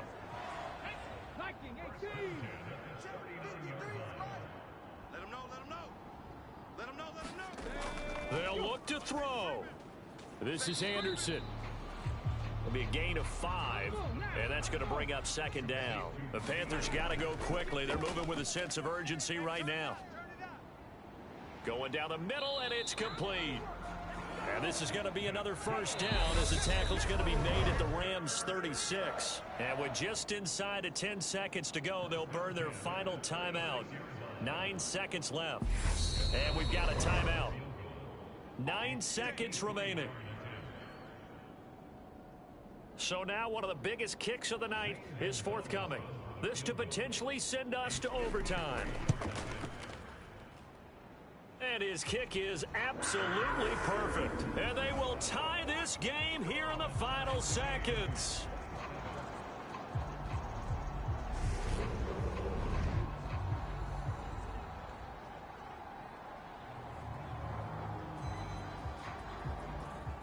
So a money kick there in the final seconds. And now, barring any hijinks on the kickoff here, partner, I think you and I, we're going to settle in for a little overtime. And I wouldn't have it any other way. This has been a dogfight all through regulation. No reason to think it won't continue in the extra period. Set to begin their next drive, the Rams offense at the line. Now a first down carry for Harris. And he'll be taken down here, and that is how this one is going to come to an end. It's a little teaching moment here. Overtime rules. Remind us how this goes, partner. Okay, so in the past, we had sudden death. First team to score wins, but no longer. Now, if the team receives the ball, scores a touchdown, they win the game. If they kick a field goal, though, or don't score, the other team gets a possession. And after both teams get a possession, then we're into sudden death. First team to score wins the game. So it's the Rams who are going to get the football first as we are back underway here in overtime. And we will not see a return to start overtime. It'll come out to the 25-yard line. And the Rams now coming out on the field. Well, they fought hard to reach this point, Charles, and now what an opportunity. They've got the ball first, a chance to take this overtime win away from the hostile crowd. And you know, as the quarterback steps into the huddle, the first thing he's telling his team is, remember, we need 6, not 3. So we don't need a good drive. We need a great drive. He's got a man complete. And he'll be out of bounds just shy of the 40. 33 yards that time. And how about that? So many times the big play is what does it in overtime. They got one there, move the ball past midfield, and now you know they're on the move, looking to score the game-winning touchdown because a field goal won't finish the game. So the big play gets him across midfield now for 1st and 10. Mike, check 33. On the give, this is Harris. And he'll power his way forward for about 4 yards there on the first down carry. The run got 4. Now they deal with a 2nd and 6. They stay on the ground. Again, it's Harris. And this time not as successful as he'll get back to the line of scrimmage and no more. Opening drive of overtime and now facing a 3rd down at 6. Big play coming up. Throwing is Stafford. Open man, Higbee, the tight end. And he is out of bounds, but not before he's inside the 30. Check Mike, check Mike. Mike, check 33. They hand this off to Harris. He's able to get 6. A nice pickup down to the 21. Mike 20, Mike 20, Mike 20. All day, just like that, just like that. Here's a run with Akers on 2nd down. And he is swallowed up right at the line of scrimmage. Here's the 7th play of this drive. This is 3rd and 4. Off the fake to Akers. Here's Stafford rolling to his left. And he's left with no option here but to throw it away. They don't get the hook up there, but you really have to marvel at how precise he's been throwing the football these last couple weeks. Oh, that's the perfect word for it, precise, because if you're at 70% or better 2 weeks in a row, you have a job as long as you want one in this league, won't you? I mean, let's face it, it's not just West Coast offense either. He's putting the ball downfield as well.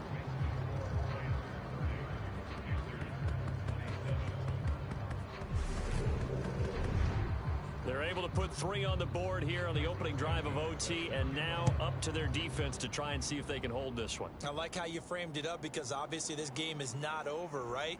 They go down and kick a field goal, then we head to sudden death. But if the defense can hold, take the ball away, turn it over on downs, this game's over. The possession of the football goes over to Carolina. Well, it's pretty simple now. They need a field goal out of this drive to extend overtime, or obviously, Charles, a touchdown to win it.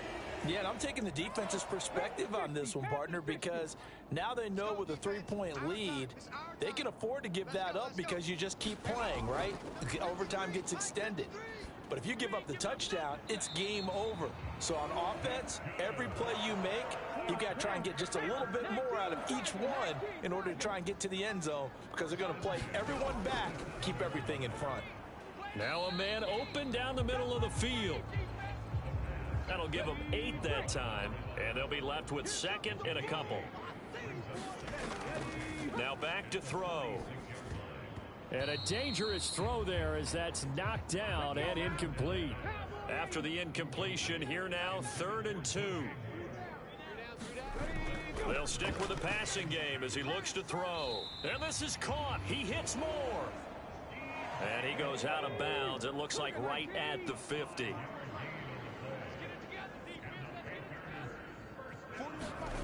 From the midfield stripe, they'll look to throw. And the throw left sideline here is caught, but they'll rule it incomplete. Couldn't keep his feet in. 2nd down. Nice progress down the field was halted by that incompletion. They could try for some safe yards here to get things moving again, or keep throwing it and pushing it downfield to try and pick up bigger yardage. After the incomplete pass, here now is 2nd and 10. Again, he'll drop to throw. Into the hands of his receiver, Anderson. And a 6-yard gain gets him right around the 43. 2 minutes on the clock in overtime in a 3-point ball game. He's padding his already great numbers here in overtime. More importantly, though, moving his guys downfield. And I think that's exactly what's going through his head right now. Moving them downfield, putting them in a position to win the game. The stats, that's... Oh, it's intercepted. That'll seal it. And the Rams are going to win this football game here in overtime. Gigantic play by this defense, Charles. So they came back in the 4th quarter, took the momentum into overtime, and now they take the football. And how do you think the team that just threw the pick feels right now? They surrendered the lead, got to overtime, had a chance to redeem themselves, and now they put the game in jeopardy with another pick. And guess what? Their defense has to hold. And for the visitors, it is going to be a happy flight home. It is always such a treat, Charles, in the NFL when you can go on the road and get a victory, and that's exactly what they accomplished here today. Oh, the trip home, so much sweeter, isn't it? All the noise they heard before, how tough it is to win on the road, how tough it is to play in this stadium, how hyped up that crowd's going to be. They just used it as fuel, came in full of confidence, believed in themselves, and got it done.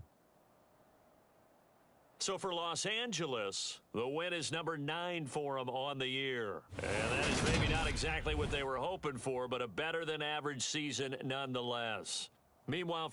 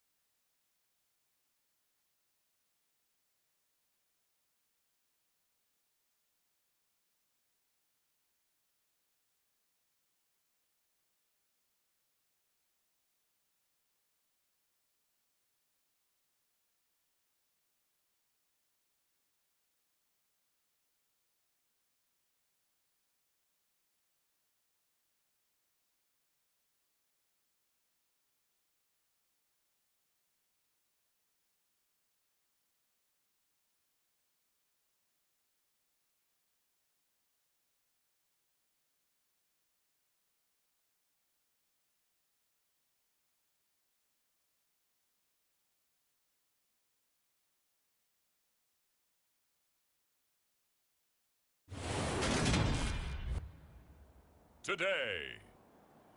From State Farm Stadium in Glendale, Arizona, it's Week 18 of the MFL on EA Sports.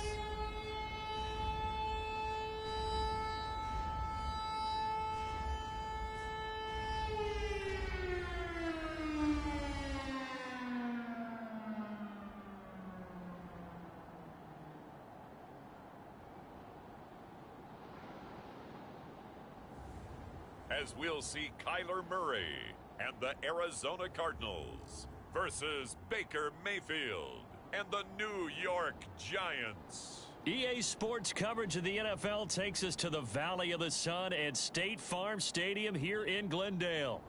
Today, the curtain falls on the regular season, and we've got a good one in store between the New York Giants and the Arizona Cardinals.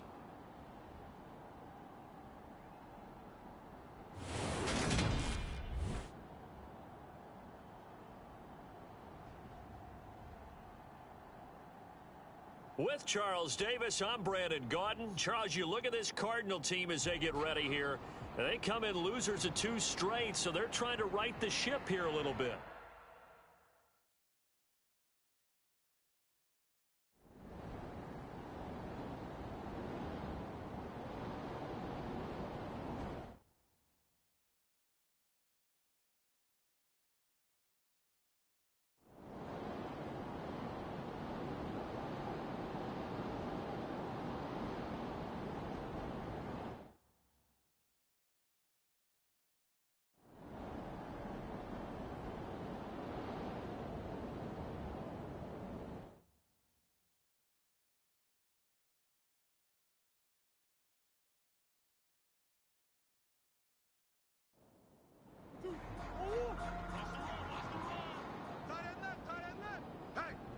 Hey, we got 4. We got 4 down. Oh, no, he lost the football.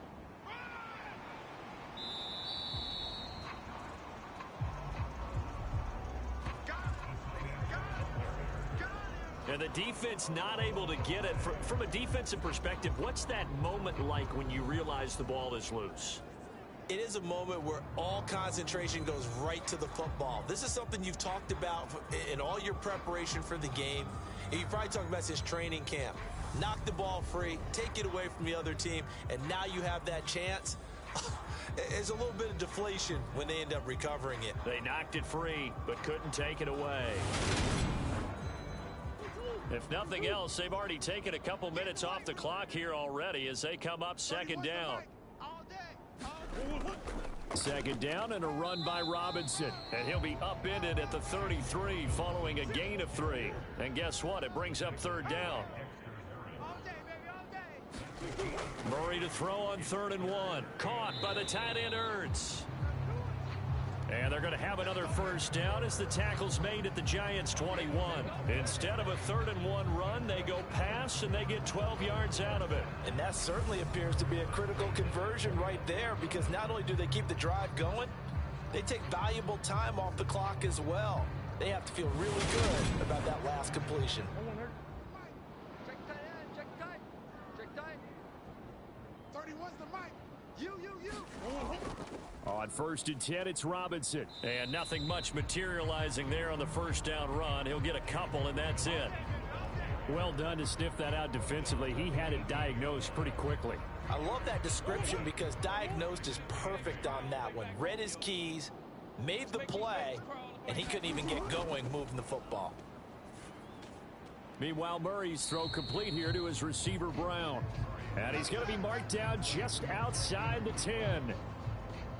They kept the receiver in the short field, but that let his quarterback get the ball quickly to him before either guy in double coverage could react. Oh, it's a nickel set here defensively on 3rd and inches. Still want to be prepared for a pass. To throw, it's Murray. He rifles complete, caught by Moore. And down inside the 10 here before he's out of bounds right around the 7. Throwing now is Murray. And he just throws this one away. Smart decision here this close to the end zone, and it brings up second down. On second and goal, Murray, and Hopkins has got it. Touchdown, Arizona. A great play there. His 9th touchdown of the season. And the Cardinals look like they're about to put an end to their 2-game losing streak as they add on to their lead.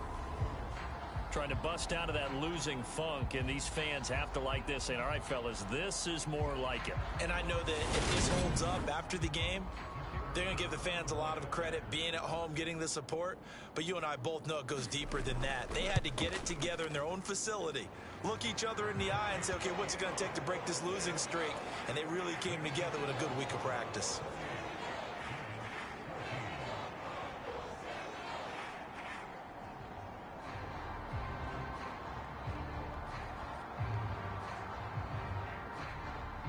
The Cardinals setting out to kick this one away, and off we go. Takes it at the 7. And he takes this near the 25. Just a little pass there. Call it the 26. And New York set to take the field. See if they can put this drive in the end zone, Charles, because it's been a little bit of a rough go at times. They've had to punt the football a ton in this ball game because of stalled out drives. So are you saying that you're kind of tired of seeing the punter run out there and do his thing during this game? Is that what you're trying to say? Well, I mean, I'm okay with it. I have a feeling that this offense, they don't want to see the punter again. And frankly, the punter doesn't want to run out there anymore himself. He would love to see his offense put together a drive and give his leg a rest. The last run good for 2. Here's 2nd and 8. To throw, Mayfield. Over the middle, that's hauled in by Tony. And give him 6 yards here as he's stopped near the 35 at the 34. And Charles, you wonder about this defense coming in. I mean, look, it's no secret they're playing a team that's down on its luck right now. Losers of 5 straight. How does that change how you prepare for a game? Well, to me, the first thought is you just get after them early, right? Take away any chance of them building any confidence. But the second thing is you prepare a little bit differently. You've got to expect this team to take chances, go for it on 3rd and 4th downs, run a lot of trick plays, anything to try and break their losing streak. So you must stay alert and stay aware. Correct me if I'm wrong. You're down 2 scores. I don't think you need to rush just yet, but you can't take your time either. Yeah, even if you don't want to commit to full 2-minute offense, you have to up the tempo, up the urgency. Maybe you're starting to call 2 plays in a huddle each time you snap the ball. 3 down. A first down carry for Barkley. And a good pickup there. He gets about 6 up to midfield. Under 4 to go now as the clock runs and they come up on 2nd down. Again, it's Barkley. And tackled down after a gain of 3. Leaves him with 1 yard to go on 3rd down. And this offense on 3rd down today, they've hit on half of them, 5 for 10. They're up against a 3rd and 1 situation. Completing it to the right side, Johnson. And they're going to have another first down as the tackle's made here at the Cardinals' 37. They only needed 1 yard on 3rd down. They get 10 instead by going to the air. Good yardage on the completion there. And when they look at the scoreboard, they do understand a field goal is not going to do them any good.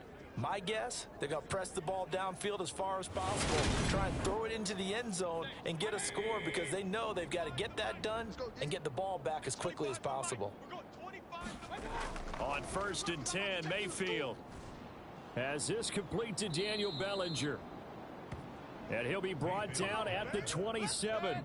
So signs of life in what's been a dormant offense in this second half. Here's 1st and 10. Throwing, Mayfield. And down inside the 15, shy of the 10. Another nice gain, 16 yards there and a first down again. And this has been a nice answer to the touchdown drive against them a few minutes ago because they've come out and reestablished the tempo. A nice throw there, and they're putting together a very strong drive as a response.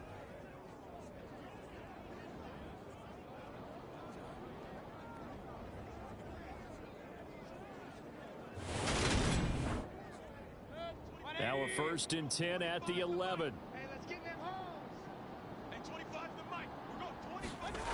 Mayfield now. Steps away. And he'll get it here to the 10-yard line.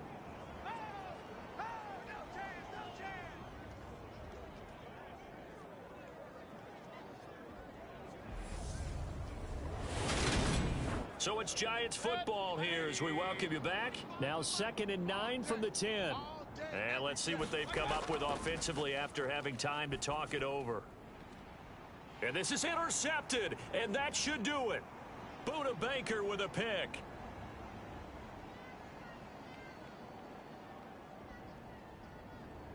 And they will score. It's a pick six for the Cardinals touchdown. So a fourth quarter pick six here, and that one might put this game out of reach, CD. I certainly agree with that, partner, and I know one thing, though. That team that just got the pick six, they're going to keep playing until this one's over. Better be careful. They're looking to get another one.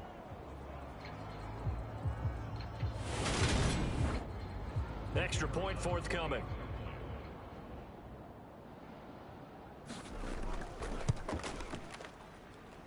And he's been a busy man, 5 for 5 now as he knocks another one through to extend the lead. So the defense creating some points, not only getting the interception, but then returning it to the end zone for the pick six. So they'll get another shot on offense following that pick six, and now the kick is away. This one fielded at the 5. And they'll start this drive just across the 30. Pretty nice work on the return. And New York set to take the field. It's now appearing that this losing streak is going to continue. You know, the coaching staff was confident that this was going to be the game to stem the tide, but that just has not been the case. Back to it after the pick six. Mayfield forced out to his left. Johnson's got it complete. They're going to need to get up and set in a hurry. To throw again on second down. Mayfield. He hits his target. Lockett. So signs of life in what's been a dormant offense in this second half. Here's 1st and 10. This one goes out wide for Barkley. And now they're in the hurry up. And again, it's Mayfield. It's Barkley once again bringing in the catch. They do get a couple, but they'll be left staring at a 3rd and 8 coming up. They'll be in search of 8 yards here as they hope to convert the first down. On 3rd down, Mayfield. And the pressure will bring him down here. The Cardinals get home for the sack. The Giants going to go ahead and use the first of their timeouts as they get it right at the 32nd mark of this 4th quarter. And Mayfield again with the interception, his 3rd. Buda Baker with a pick. And the Cardinals will have the football as this is taken up past the 30. Well, I get it, Charles. Desperate times call for desperate measures. Down big. They just sent their receivers out, let it fly. But the defense, they were ready. Yeah, and there aren't too many people left in this stadium that couldn't see that coming. But that's not a major criticism at all because you had to try it. What you're hoping for is one of your athletes out-athletes everyone else and makes a dramatic play. Arizona's offense back out and ready to go. They've got to be feeling very comfortable and confident here with this lead in the football here in the 4th quarter, Charles. And I don't think that they need to score again, but it seems like this offense is just getting better as the game goes on. They've scored on their last 2 drives. Certainly feels like a chance for them to continue to have some fun out there, doesn't it? Game's already decided, as you noted. So they can continue to play loose, break out some other concepts, maybe run a few trick plays, get other people involved. Heck, even go deep on one of these first snaps just because they can. Well, this was a very close ball game at halftime, Charles, but in the second half, that offense kind of kicked things into another gear, and they were able to pull away for the victory. And, Brandon, I think they're the type of team that just looked in the mirror and said, hey, ton of pressure on, but we're the type of team that can flat out handle it. They stood up with confidence, and made it happen for a victory. So for Arizona, they'll wrap up on a high note, but will still finish 3 games below 500 at 7-10. And by just about all accounts, not the type of year they were hoping to have. Meanwhile, for the Giants, This loss will be the capper to a dismal 4-13 campaign. And this front office will have plenty of work to do in the draft and through free agency to turn this ship around. So that'll just about do it for Charles Davis. I'm Brandon Gaudin. You've been watching the NFL on EA Sports. For more, log on to easports.com. It's a win for the Cardinals as we say so long from Glendale.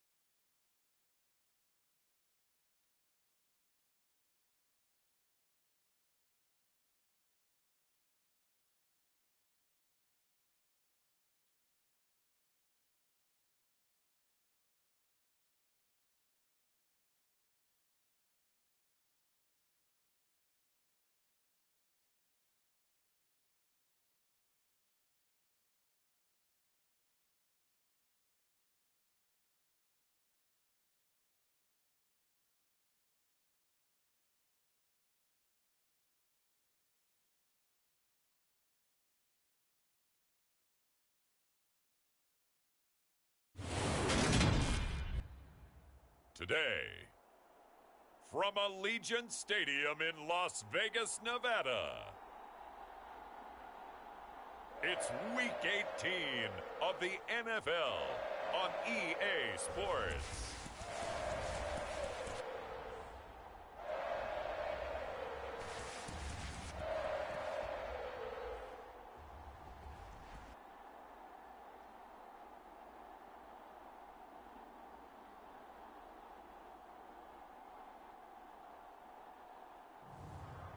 As we'll see Justin Herbert and the Las Vegas Raiders versus Patrick Mahomes and the Kansas City Chiefs.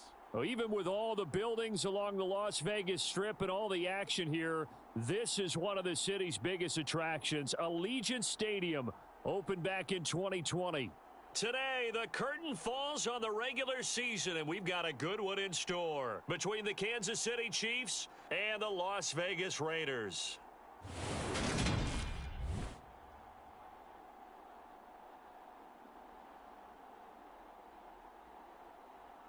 With Charles Davis, as always, I'm Brandon Gaudin. Charles, you talk about storylines in this one. I think it begins and ends with our two quarterbacks.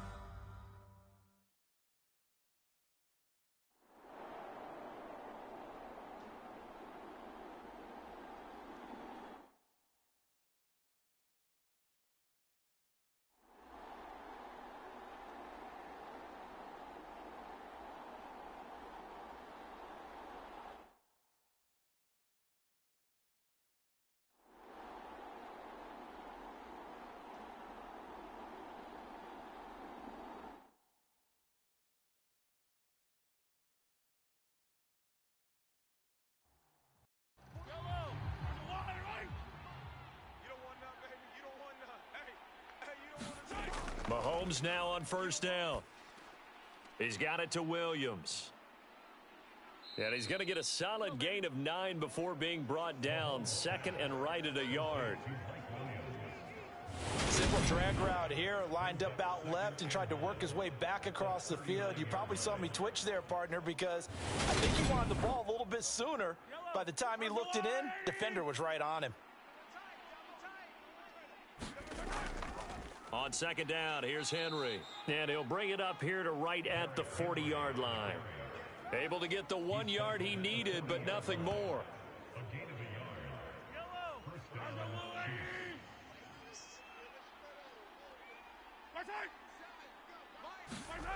Mahomes taps this forward. It's a jet sweep.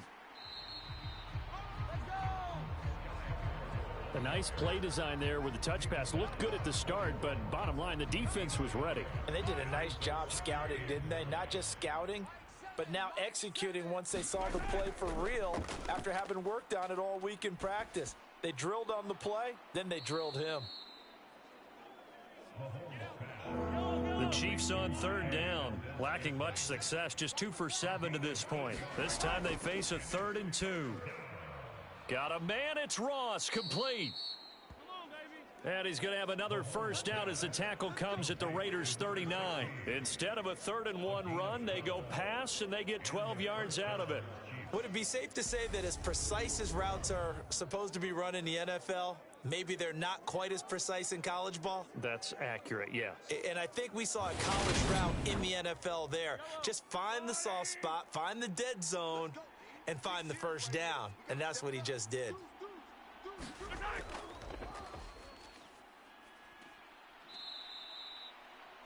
Yeah, give him 4 yards there. It'll be 2nd and 6.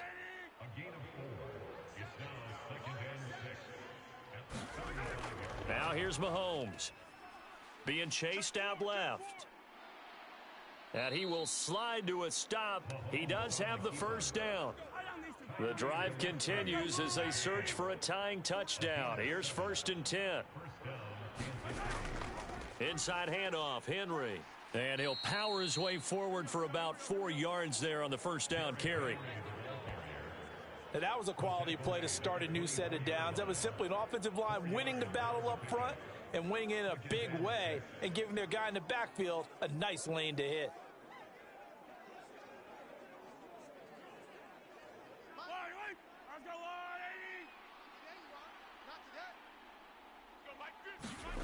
From the 24, Mahomes outright and brought in by Moore.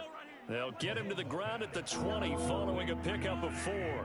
They'll come to the line needing only 2 yards to gain the first here. On third down, Moulton. And he takes it down to the 13 and picks up the first. It's a 7-yard gain there, and it's good enough to move the chains. That's quite a spot there for his first carry of the game, but obviously they had plenty of faith in him, didn't they? No question about it. And here, why not go with the fresh legs? Able to push forward, pick up that first.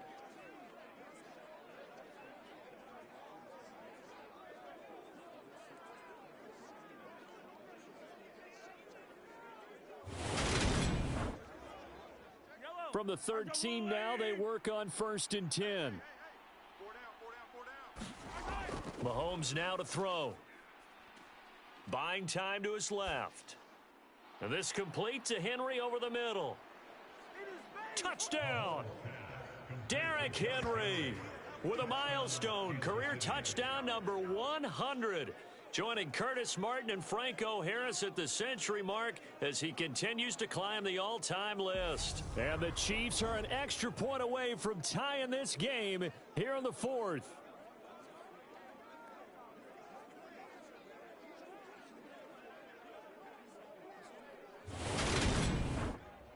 Butker on for the PAT.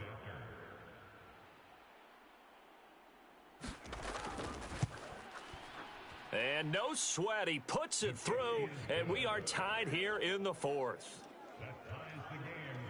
That one in the books as a 12-play drive. And it was finished off on the touchdown reception by Derrick Henry.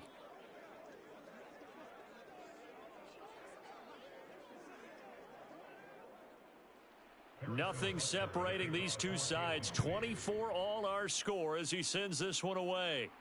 Fielded just outside the goal line. And they will wrangle him down a couple yards shy of the 30.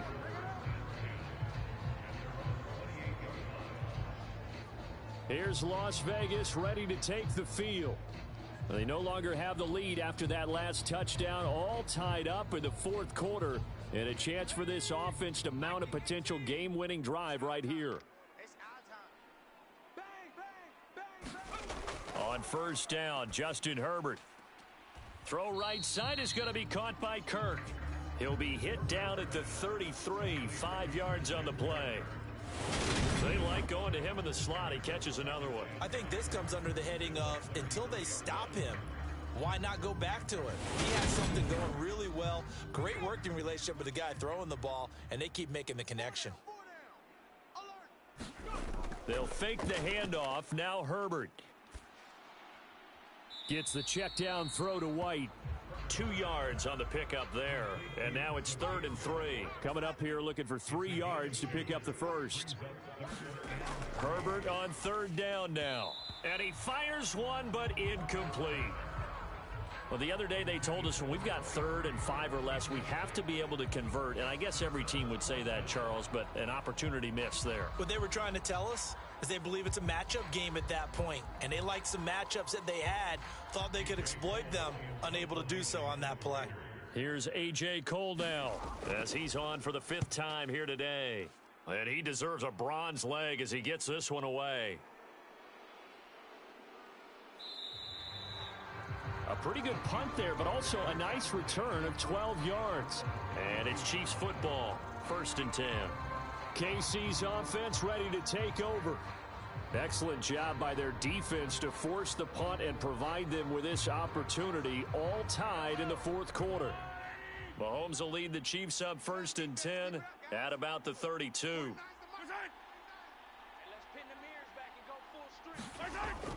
He'll start with a give to Henry. And he'll lose yardage here, going down back at the 28. It's a loss of 4 there, bringing up 2nd down. That was well played there defensively. 2 tight ends in the formation, which essentially gave them 7 blockers up front. Hard to imagine with all that size and beef that they could let a tackler through. But that's exactly what happened. A loss resulted. So the first play of the drive lost 4. Now they'll look to move it forward here on 2nd and 14. Looking to throw is Mahomes. And this one too low. Okay, I'm not quite sure how to judge that one. Maybe didn't have enough legs underneath him. Mechanics might have been off. Maybe some fatigue. That one came up short. Yeah, 4th quarter. Maybe you do start to watch as the arm there, the leg's still there. This has been a tough game. Now on 3rd and long, they'll look to throw. Over the middle, that's caught by Ross. And they're going to mark him down short, maybe by about a yard, if that. It's a pickup of 13, but they're still a bit short, and it'll be 4th down. Great change up there on the route and got that inside release, made it a successful pitch and catch. Well, the first thing you want to do is have him thinking that you're going outside, make a move in that direction. Then you really don't run the route against the whole body of the defender. You run against a half of him, and the inside half, and he took it right across his face, got inside, and won that route in a big way. So the Chiefs in possession of the ball as we welcome you back. And they're looking at 4th down now in this tie ball game. It's a 42-yard punt. They keep him to just a yard on the return. And the Raider drive will start from deep in their own territory with a 1st and 10. Now this offense back out and set to go for their next drive. Now, if you're a fan of punting, and I know that not many people are, but this game kind of turning into one for you. Well, it's okay if it's a skills contest, right? We're really into it then, but not during the course of an actual game. This has turned into a field position game, though. Sometimes the better punter may actually determine the outcome. And he finds a man on the crossing route. 1st down now, but that clock rolling. Throwing, Herbert. This will be caught by Brown. And that'll be good for 8 yards to the 45. And we've reached the 1-minute mark in this game. Herbert's throw into the hands of Kirk. And he is out of bounds, but not before he's inside the 30. 8th catch for him now. He's been a big factor. And it's a 1st down. 2nd and short, that's a rundown, so it's definitely a good time to go play action if you're feeling it. And they do so and pick up a 1st down.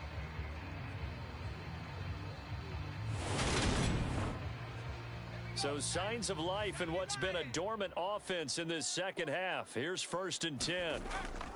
They run straight ahead here with White. And he'll be taken down just shy of the red zone at the 21. The Chiefs now going to use the first of their timeouts as they get the stoppage with a little over 50 seconds left to go in the game. On second down, they'll run with White, and he'll take it down here just shy of the 15 at the 16-yard line. Now a second timeout called for by the defense, as the clock's going to stop with 47 seconds to go in the fourth. Let's go, defense. Let's get out the field, defense. First down, here's White. And able to get him down, but he does reach the 5.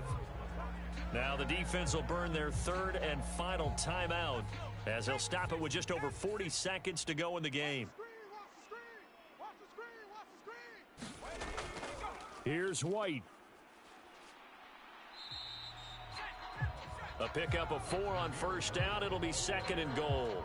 Now, what's the thinking here? Because a touchdown would be nice, but you've ensured yourself a chance at 3 in the lead, so how worried are you about the 6? You're not very worried about if you're confident in your kicker. And if you got a kicker who can put it through the post, you feel really good about trying to bleed that clock down.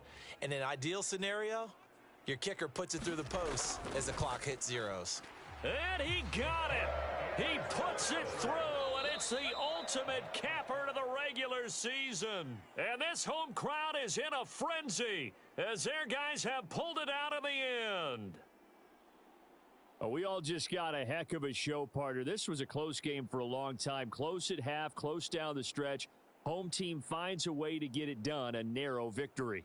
Yeah, they finished with a flourish, didn't they? Because there were times where each side looked like they were the better team out there. And the outcome was in doubt for much of this game. Every snap seemingly more important than the previous one. Great effort from the guys visiting. But in the end, how about those guys in their home stadium finding a way to win?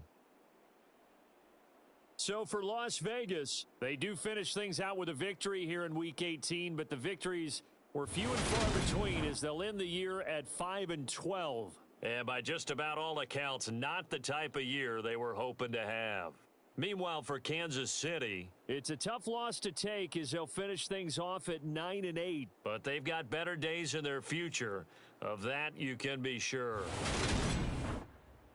That'll do it for us. For Charles Davis and all our hardworking crew, I'm Brandon Gaudin. You've been watching the NFL on EA Sports. For more, find us on Twitter at EA Madden NFL. Celebration time.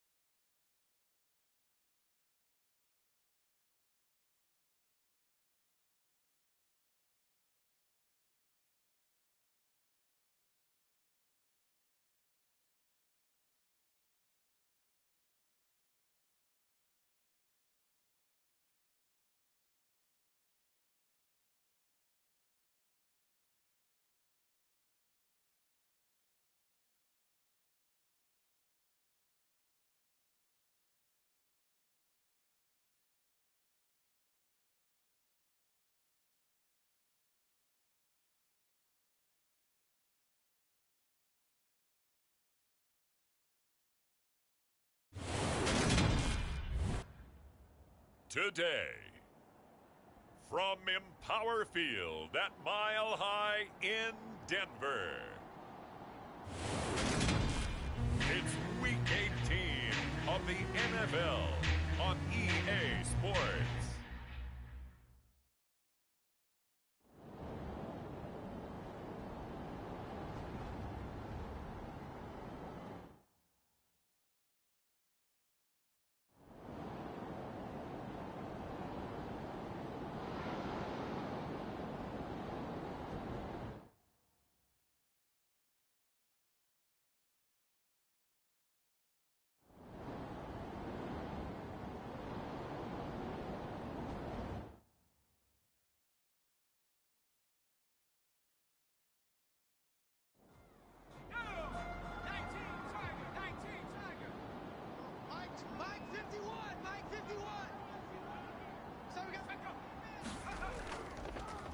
Running on first down, Eckler. And he's brought down right at the 5-yard line. Give him 2 on the play.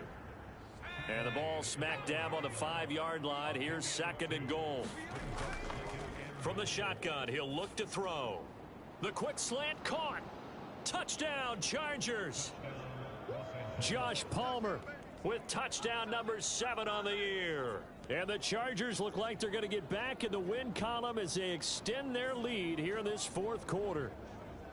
We talk so often about how hard it is to win in the NFL when you turn the ball over, and here a late turnover leads to a 4th quarter touchdown and a 2-score lead. And what's more important is being able to take advantage when a turnover presents itself. You've got to come up with points to make the other guy pay.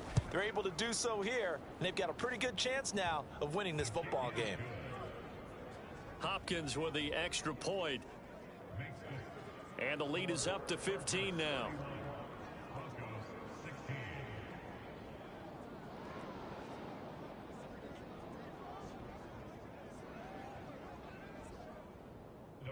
Following the touchdown, Dustin Hopkins will kick it away.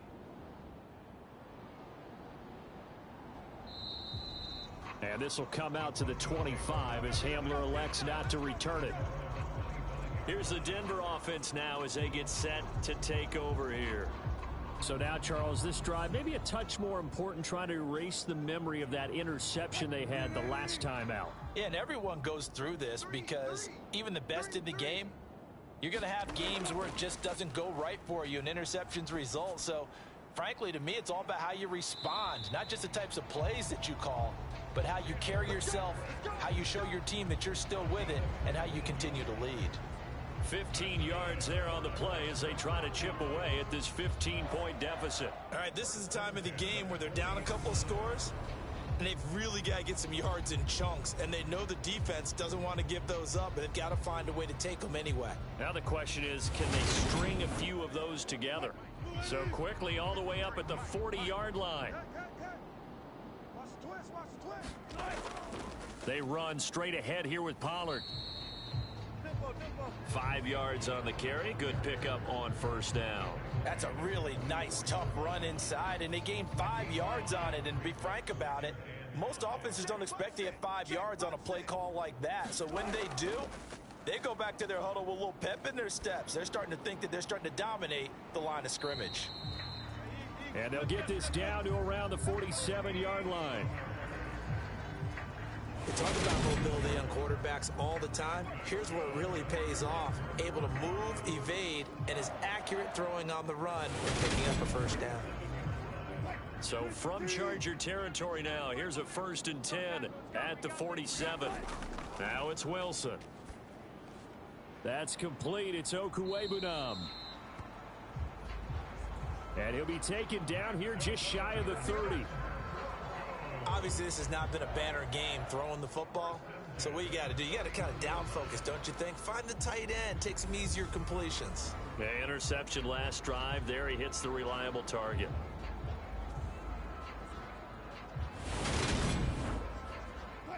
Line of scrimmage, the 31 now on 1st and 10. Now Wilson. Looking left side, and he's got a man. That's Sutton. And he's brought down here just outside of the 20.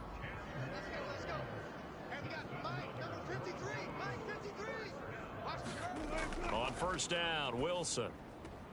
He'll get that complete to Albert O. And he'll go out of bounds in the red zone just inside the 20. To throw again is Wilson. He'll get this one to Patrick. And he's going to be marked down just outside the 10. Now a 1st and 10 at the 11. Here's Wilson to throw. And he just throws this one away. Smart decision here this close to the end zone, and it brings up 2nd down. On 2nd down, it's Pollard. And here he'll get it down to the 7. 4 yards the gain, and it'll bring up a 3rd down. They are in need of 6 yards here if they hope to move the chains. On 3rd down, Wilson. Right side, it's Hamler pulling it in. And he won't quite make it. He needed 6. He got about 5. 4th down. So much about offense is what you call hidden yardage. You know, you throw the ball to someone, they catch it, and then they can make a big play. You know, they create a play, run after catch. They did a really nice job there limiting that and keeping him from a first down. Yeah, stopped him in his tracks. 6 man. Check curls, check curls, check curls. Mike 9, Mike 9. They'll run for it. It's Hubbard. And he'll get in. Touchdown, Denver. A great effort there with his 6th rushing touchdown on the year. And the Broncos' decision to go for it pays off with 6 points. So they only needed a couple of feet there on 4th down, but they got more than that and then some as he takes this into the end zone. And I love your description right there, right? 4th and short. They got that. No problem. Let's go ahead and get the rest of it. Finish it off in the end zone. Touchdown. Everyone goes away happy on that one. And now in a 9-point game, they'll still just need to go for 1 here. And it's good, so that will get them back within 1 score. So that one a long 11-play drive. And it's culminated by a 2-yard touchdown run.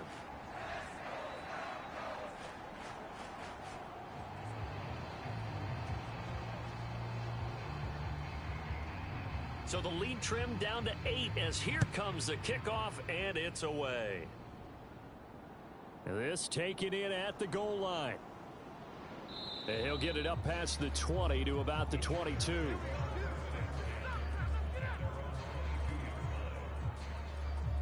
Austin Eckler and the Charger offense reclaim center stage. He's toppled the century mark already receiving the football, closing in on that on the ground, too. They've really had trouble handling him. I think from what we've seen in this game, his success through the air has started to open things up for him on the ground because now he's loosened up the defense, right? They've got to play just about every snap as if another receiver can get downfield on them, and he's been that receiver. Now they bring him back to the backfield. I think his yardage running the ball will increase as this one goes on. Well, they might need to devote some extra attention to him, something just to stop the momentum he has. They'll wind up getting 10 back as that sets him up for 3rd down.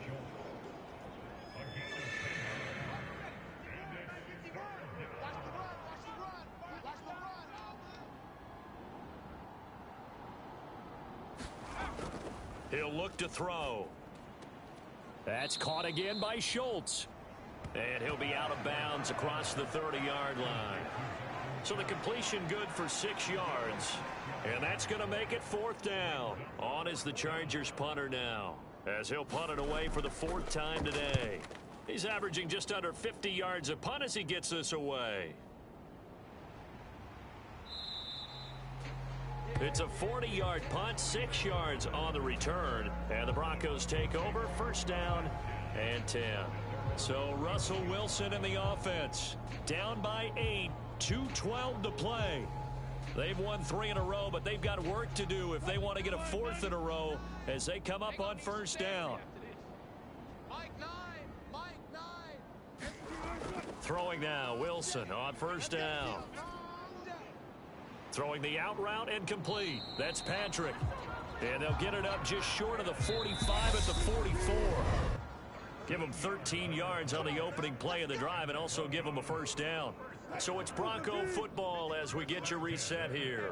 They come up on a 1st and 10, desperately needing a score here on what could be their final drive. And he can't get a throw away. He's taken down. Clock running, about to hit 90 seconds to go in the game. Meanwhile, Wilson's throw there complete to Hamler. And it looks like we've got a dime set here defensively. 6 DBs in the game. Here's Wilson. Now a desperation throw deep downfield. A leap and he's got it. He got it. 1st down now, but the clock continues to move. Now Wilson. Oh, he forces one there. It's a potential dagger as it's intercepted. And the Chargers have just about sewn up this football game. As much football as we watch, we've seen this work many times. In the red zone, 1st down, take a shot at the end zone, and points result. In this case, though, give credit to the defense. They outguessed them, were prepared, and intercepted the pass. Here's a Los Angeles offense as they get set to take possession. And this game not quite in hand yet. We'll likely see all 3 timeouts defensively and then reassess where we are. Here's Eckler to begin the drive. And he stopped right at the 25 after a gain of 5. Now the Broncos are going to call the first of their timeouts, as the clock shows 50 seconds to play here in quarter number 4. Eckler going to get it again on second down. And running room scarce here. He's going to be stopped in his tracks at the line of scrimmage. A nickel set defensively for the Broncos here on third down.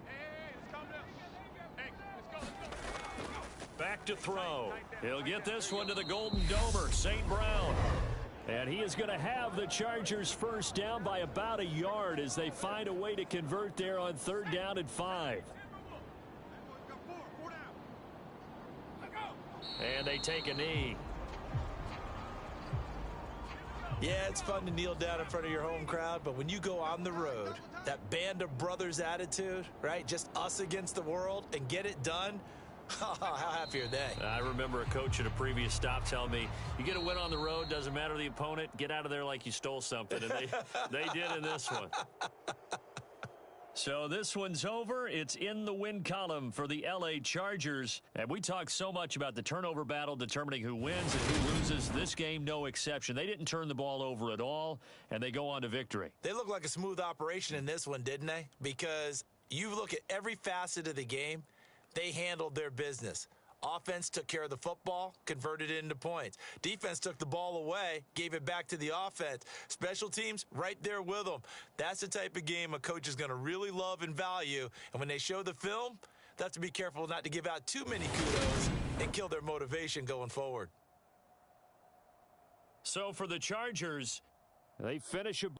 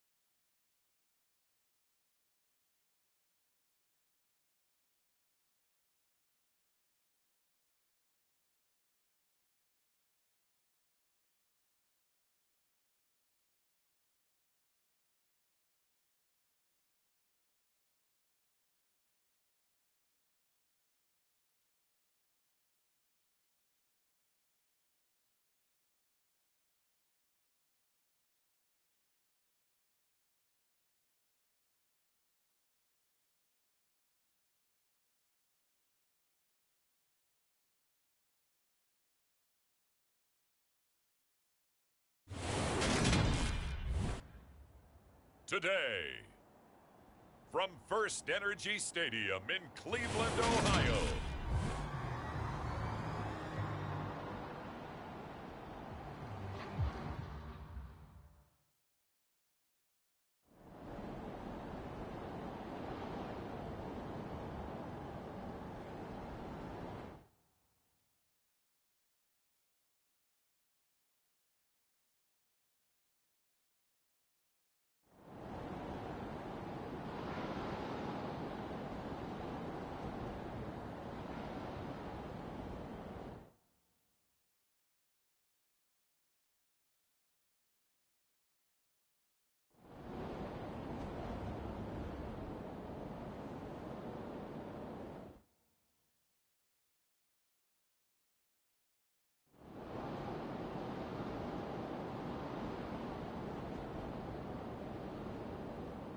So it's a victory here for the Buffalo Bills. And we talk so much about the turnover battle, determining who wins, who loses. This game, no exception. Error-free football, no turnovers at all, and they win it. So this is one you don't have to convince your team that what you're saying is accurate. And you know what I'm talking about. Head coach always stands up in front of the team and says,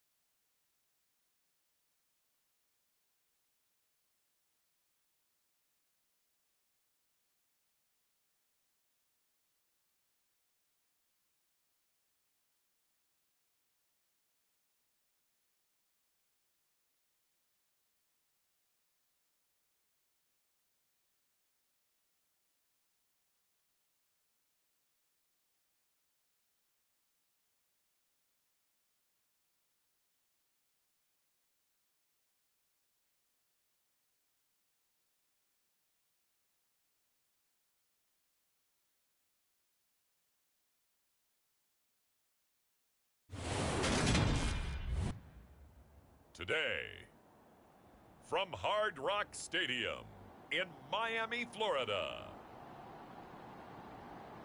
it's Week 18 of the NFL on EA Sports.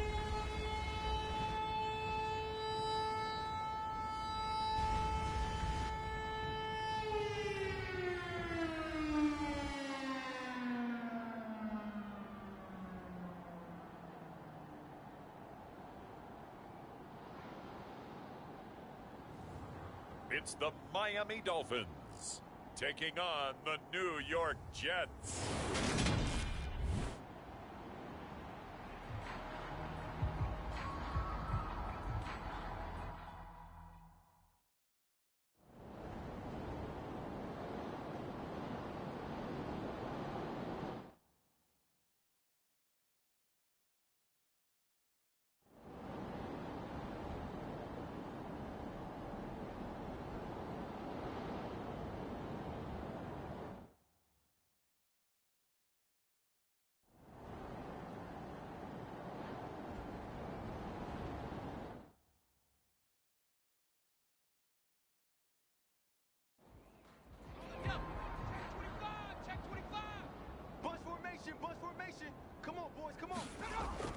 On third down, he'll drop to throw. He's going to drop this down to Sanders. And he'll be tackled on the other side of midfield at the 46-yard line. But they certainly had success throughout this contest, getting him the ball in the passing game, and there he picks up another first down. Whatever they saw going into this one, they've been able to capitalize on it, and no adjustment has been made to take it away. So in Jet territory now. Here's 1st and 10 at the 46. They run with Sanders off the option, as he's got this down inside the 40 to the 39. 57 yards rushing for him here as he starts to draw closer to a 1,000-yard campaign. If nothing else, they've already taken a couple minutes off the clock here already as they come up 2nd down. Another run here with Sanders. Shifts by him, and he works it to the 30-yard line here, right at the 30. 9 yards to pick up there, and it's a 1st down. I think we're seeing the effect that runs like that are starting to have on this game. They're a little bit slower. That front 7 reacting to the football, almost like body blows in boxing, slowing them down, and they're really starting to take over in this game.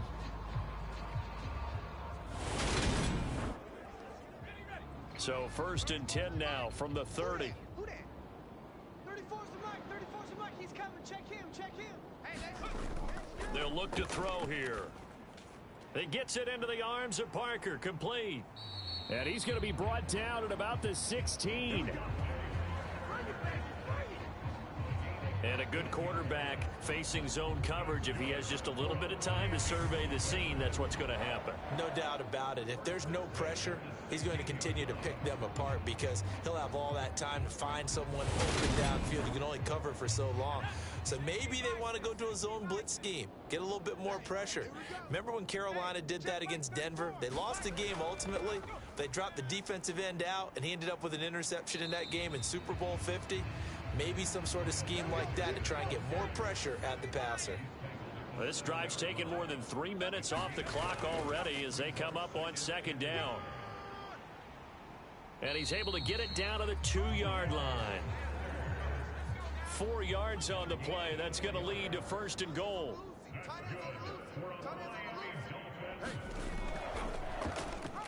And he is in. Touchdown, Miami.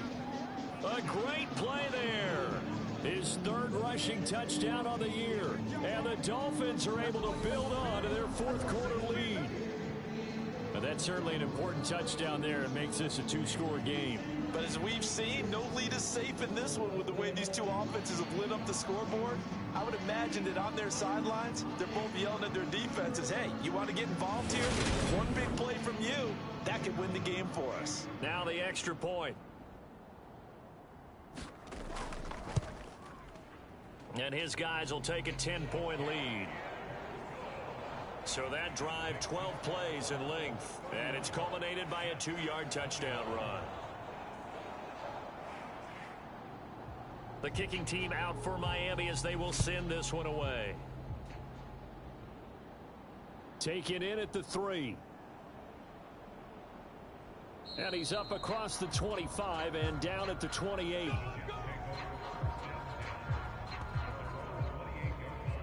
Time for another drive here for this Jets offense. And you figure after giving up that last touchdown, they trail by 2 scores here in the 4th quarter. This drive becomes very critical. Wilson leading the Jets up now for a 1st and 10 at their own 28-yard line. Now it's Wilson. Able to connect with Mims. And down he goes, but he takes it up to the 40. Right off the bat, it's a 1st down to start the drive, 12 yards. A good start there on this 4th quarter drive. They need more of what we just saw. Down a couple of scores. There's still time, all right? It's not like, they're totally out of it, but they have to score quickly, and they're going to need some big-time plays, chunk plays, explosive plays. They need yardage on each snap. They go play action with Wilson. He's going to air one out. And it'll be incomplete. Good job staying with him defensively. And it'll bring up 2nd down.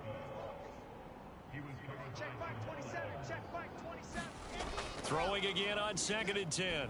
Wilson. He's got a man. That's caught. Left sideline. 75 yards receiving for him now. It's a 1st down. How about this throw right here? Had to throw it to the left sideline, and the timing's got to be correct on this one. Ball's got to be right where it needs to be, and it was.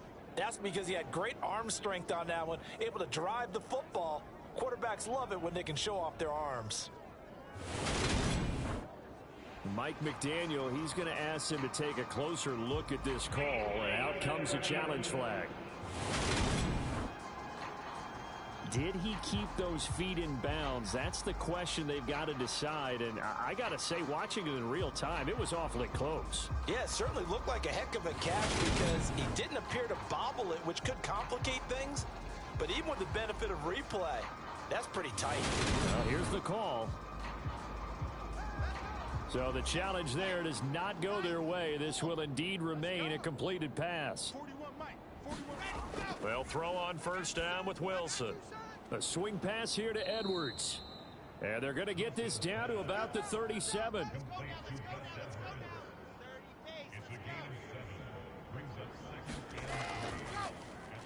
That's out quickly to Bateman. And this play will be blown up. He'll lose yardage back at the 38. It'll be a loss of a yard, and that's going to lead to a 3rd and 4 coming up. I thought that wasn't a bad time to call the screen.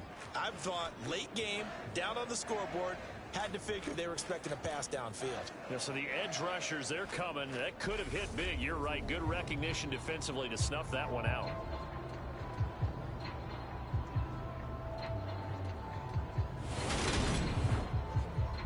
The Jets on 3rd down. They've hit 4 of 7. This is 3rd and 4.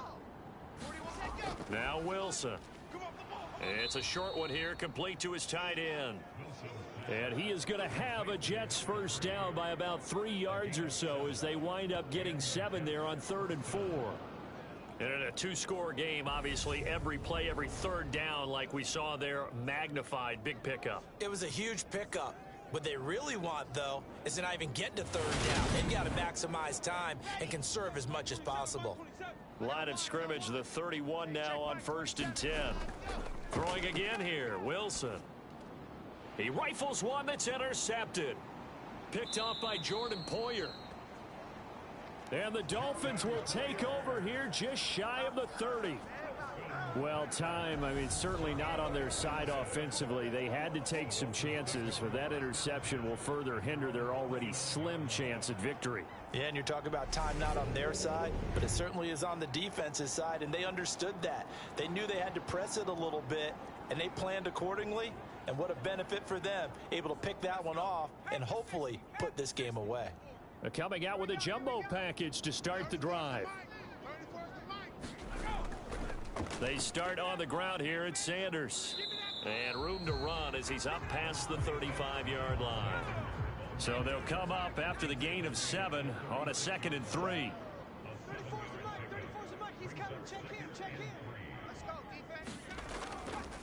They'll go again with Sanders. 4 yards the pickup, first down. 2 minutes left to play in this football game here on EA Sports. So the Dolphins have it as we welcome you back in. And no doubt what they're looking to do is just salt away the final couple of minutes and escape with a win. And he takes this up right near the 45-yard line. And now right out of the 2-minute break, we'll get a timeout used defensively with 1:56 to go.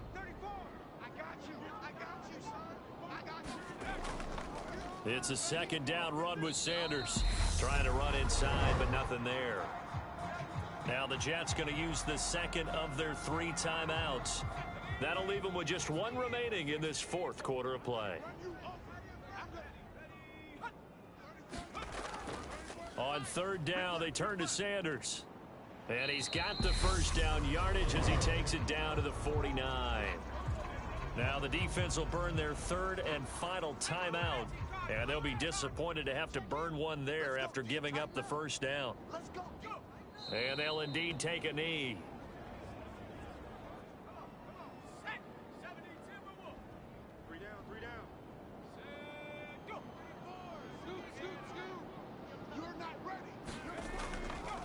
Up the middle they go with Sanders. And he's going to have to protect the football and take his lumps here at this stage of the game as they stop him behind the line. It'll be a loss of a full 3 yards there, and it also brings up 3rd down. I guess the simple question, why not just take a knee there?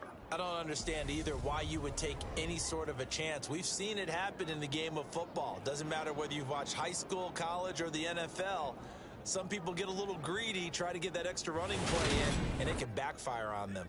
Couple of plays sent them the wrong way, and now they face a 3rd and 14. Hey, check Mike 57. Mike 57. Let's go.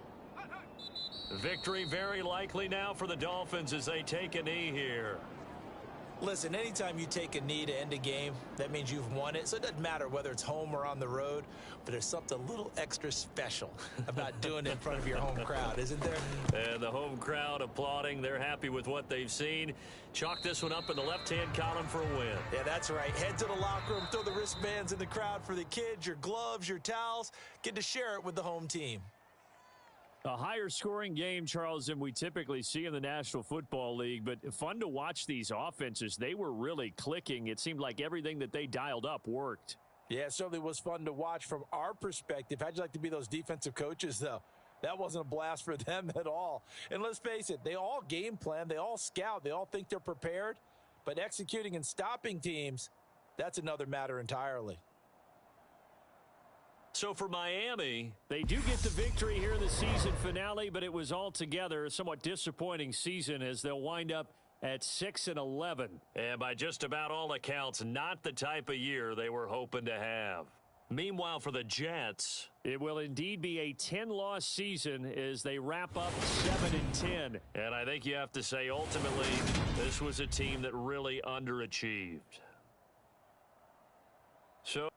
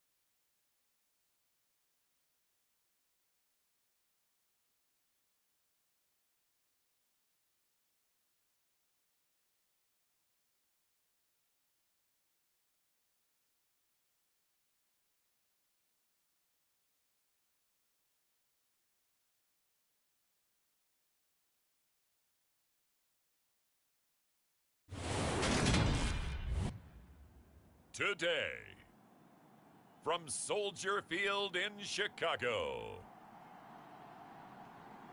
it's Week 18 of the MFL on EA Sports.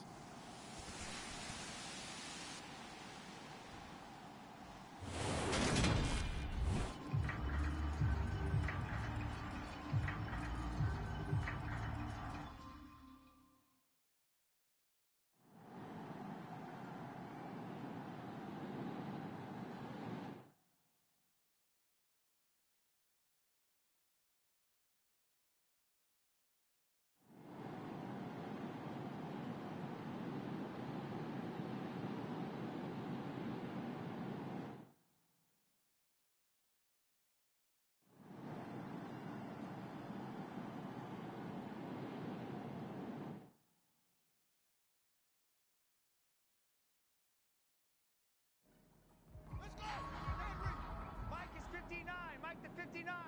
Okay, double up, double up, double up, double up. Mike's 59. back to throw. Fields Come to my work. firing quickly here, and that's complete. And the Bears are going to have 1st and goal as they try to finish off this drive with 6 points. And Brandon, from our time in college football, where receivers weren't running the traditional NFL route tree, one thing they did learn, find open areas, find soft spots, and set up and catch the ball. And I think we just saw that there. Yeah, we saw that indeed, picking up the first.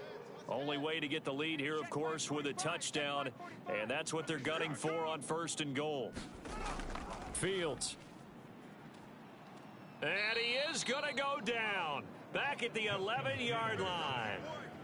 The sack will push him back only a couple yards, but certainly not what they were hoping for on 1st and goal. On any 1st and goal, the real estate to work with for the offense is really cut down, and the defense knows it. So they often bring heat and pressure, which they did on this play.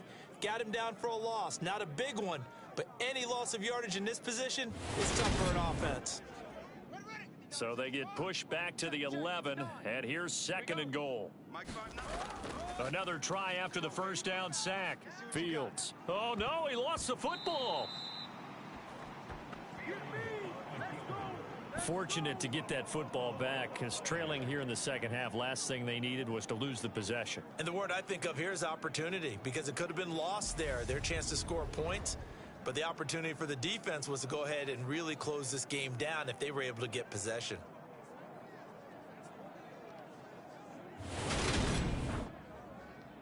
So crisis averted, but now facing 3rd and goal. Hey, we got four down. They'll try to run it in. It's Kamara, and he'll go down here at the 12-yard line. It'll be a gain of 5, but they're still left with a long 4th and goal. Let's think about this stage of the second half. You're taking the chip shot field goal, right? Boy, I'd love to be on the headset right now between head coach and play caller, because you know it's a heavy conversation right here, because I'm guaranteed the play caller's like, Coach, I've got this. I've got to play for this one. But the smart play, kick the field goal, take the chip shot, 3 points. Yeah, tie the game. Rohrwasser's kick is good. And in the 4th quarter, this game is tied.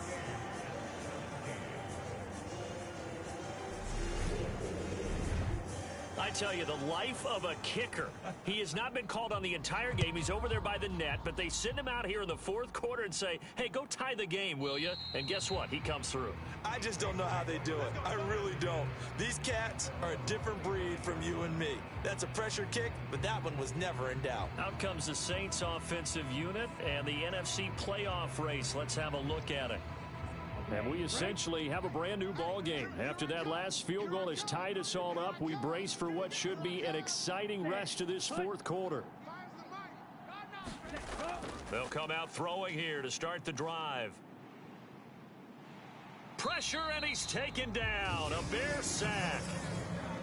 The defense rising to the challenge and setting him back on the sack. Boy, that's tough, Charles. First play of the drive, you're hoping to stay ahead of schedule. You take that huge sack, and now you're facing 2nd and a mile. And the entire time, you were probably thinking the same thing I was. Either get rid of the ball, safely, of course, or go down. The yardage he gave up on that play, that's going to be tough for them to make up. On 2nd down, Cook. 53 yards rushing for him now to this point. This offense so far on 3rd down, they've hit on 6 of their 8 tries. Very good. This will be a tough 3rd and 18. And he will not be able to hang on through the contact. It's incomplete. The coverage strong, and now it's 4th down. From a defensive perspective, they had exactly what you want anytime they want to throw the football. There was pressure on the quarterback. They were getting after him, and they tightened down on the receivers and forced the incompletion. Here now, Johnny Townsend, as the drive goes backwards, so he's on to punt it away. And he'll get this away into the icy winter air. That's taken at around the 40. That'll go as a 39-yard punt, give him 9 on the return. And this offense takes over in great shape right at the 50, 1st and 10. And now this offense comes back out onto the field. Their drive last time, it stalled out. They were forced to take the short field goal. And the key phrase, you nailed it, forced to, because you know coaches look at these short field goals as a last resort, right? To them, that's not how drives are supposed to end. You're supposed to put 6 on the board. That's a consolation prize. Like going to the county fair, you don't get the big stuffed animal on that one, do you? No, you don't go top shelf. That's bottom shelf material. Now a nice throw here right side. He hauls it in. And they're going to work this down to about the 32-yard line. And time to give some credit to the big fellas, the offensive line here, because you've got to have good protection on crossing routes, because you've got to give your receiver time to work all the way across the field. That time able to scan the field, spot his receiver moving left to right, and make a good, accurate throw. Thank you, guys. From the 32 now, here's 1st and 10. Hey, defense, let's go. 45's the mic. Trying the left side with Kamara. And only able to get 2 here, stopped at the 30. No chance. Check. 59. Let's go, baby. Return over. Get that ball. From the 30 on 2nd down. Fields. It's caught on the right side at Smith. And this is going to be another 1st down as the tackle's made at the Saints 16. They give them 14 yards that time and a fresh set of downs. When this offense can get their tight ends involved, they can move the football. Here, a nice route, able to look it in, and picks up the 1st down. So the ball down to the 16 here for 1st and 10. Inside the red zone here, they'll look to throw. And he can't find a receiver, and he's brought down. The sack recorded, it's a loss of 5, and now it's 2nd down. And it's never good to take a sack. You really don't want to take one down here in this part of the field, down near the red zone. Not at all, because you're already pretty much assured of a field goal. But you take a big sack, it could push you out of range, and that's why defenses get a little more aggressive in this situation. They're almost conceding the 3 points. They want to push you back and try and take you out of that. Got to assume this defense will be charging again here. It's 2nd and 15. Coming left is Kamara. And nothing doing here as this time the run maybe gets them back to the line of scrimmage, but that's it. Nothing there, no gain, and now they're looking at a 3rd and 15. Tall task ahead of them here, needing a full 15 yards to move the chains. 3rd and long, it's Fields. And he's brought down inside the 20 at the 18-yard line. We can make this one pretty simple. Locked up all of his progressions downfield, forced to get it to his running back. But how about the way they ran to the football and knocked him down to force a 4th down?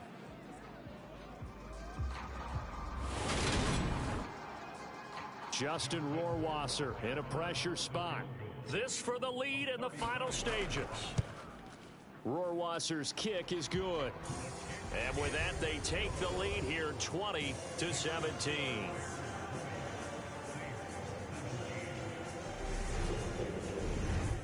Well, in a close game like this, obviously you want the touchdown, but certainly they will take the 3. And they'll be okay with that, but let's throw a little credit to the defense as well. And I'm just glad this doesn't come down to a debate, right? Which side won, partner? Because the defense, hey, we didn't give up a touchdown. The offense, hey, we put 3 on the board. Either way you look at it, I think both sides gained something out of that drive. So all eyes on the Saints offense. Down 20-17, 2:09 to play. They'll have one play, maybe 2, before the 2-minute warning as they've got a 1st down.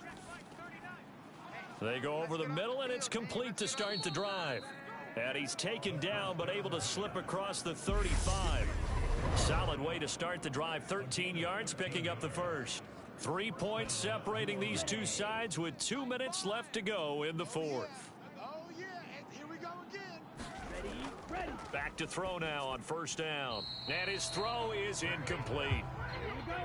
An incomplete pass on 1st down. That leads to a 2nd and 10. He's back to throw. And he can't get a throw off. He's taken down. What a huge play at this point in the game. The Saints going to call the first of their timeouts as they'll talk it over here before what will be an important 3rd down. They'll look to throw. And oh, he coughed it up. And this is picked up by the Bears. And his guys are going to get the football at the 37-yard line. Well, that simply is a missed opportunity. They're in position. If they take the ball downfield and score, they've got a chance to win the game. Instead, they cough it up. I don't think next week in practice is going to be a whole lot of fun for him. On the other side, no bigger time to force a turnover when you've got that small lead. Yeah, and when you look at it from the offense's perspective, taking care of the ball, so important. I know they're going to have all kind of ball security drills in practice all next week. And they'll get him down after a pickup of 8, 2nd and 2.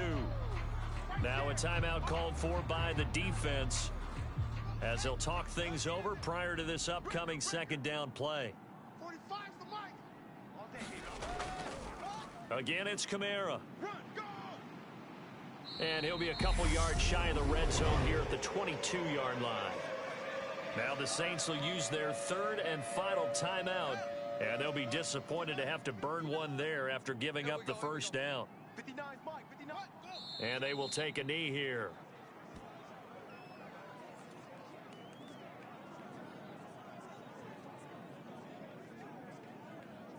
Here we go. 60 out low. Ain't no such thing as a loss. We taking wins home. Mike, check. 59. I'm coming. The win for the Bears just around the corner. They go down to a knee. And not an easy spot here. They'll be in search of 13 yards to try to pick up the first. Down to a knee one more time, and that should just about do it.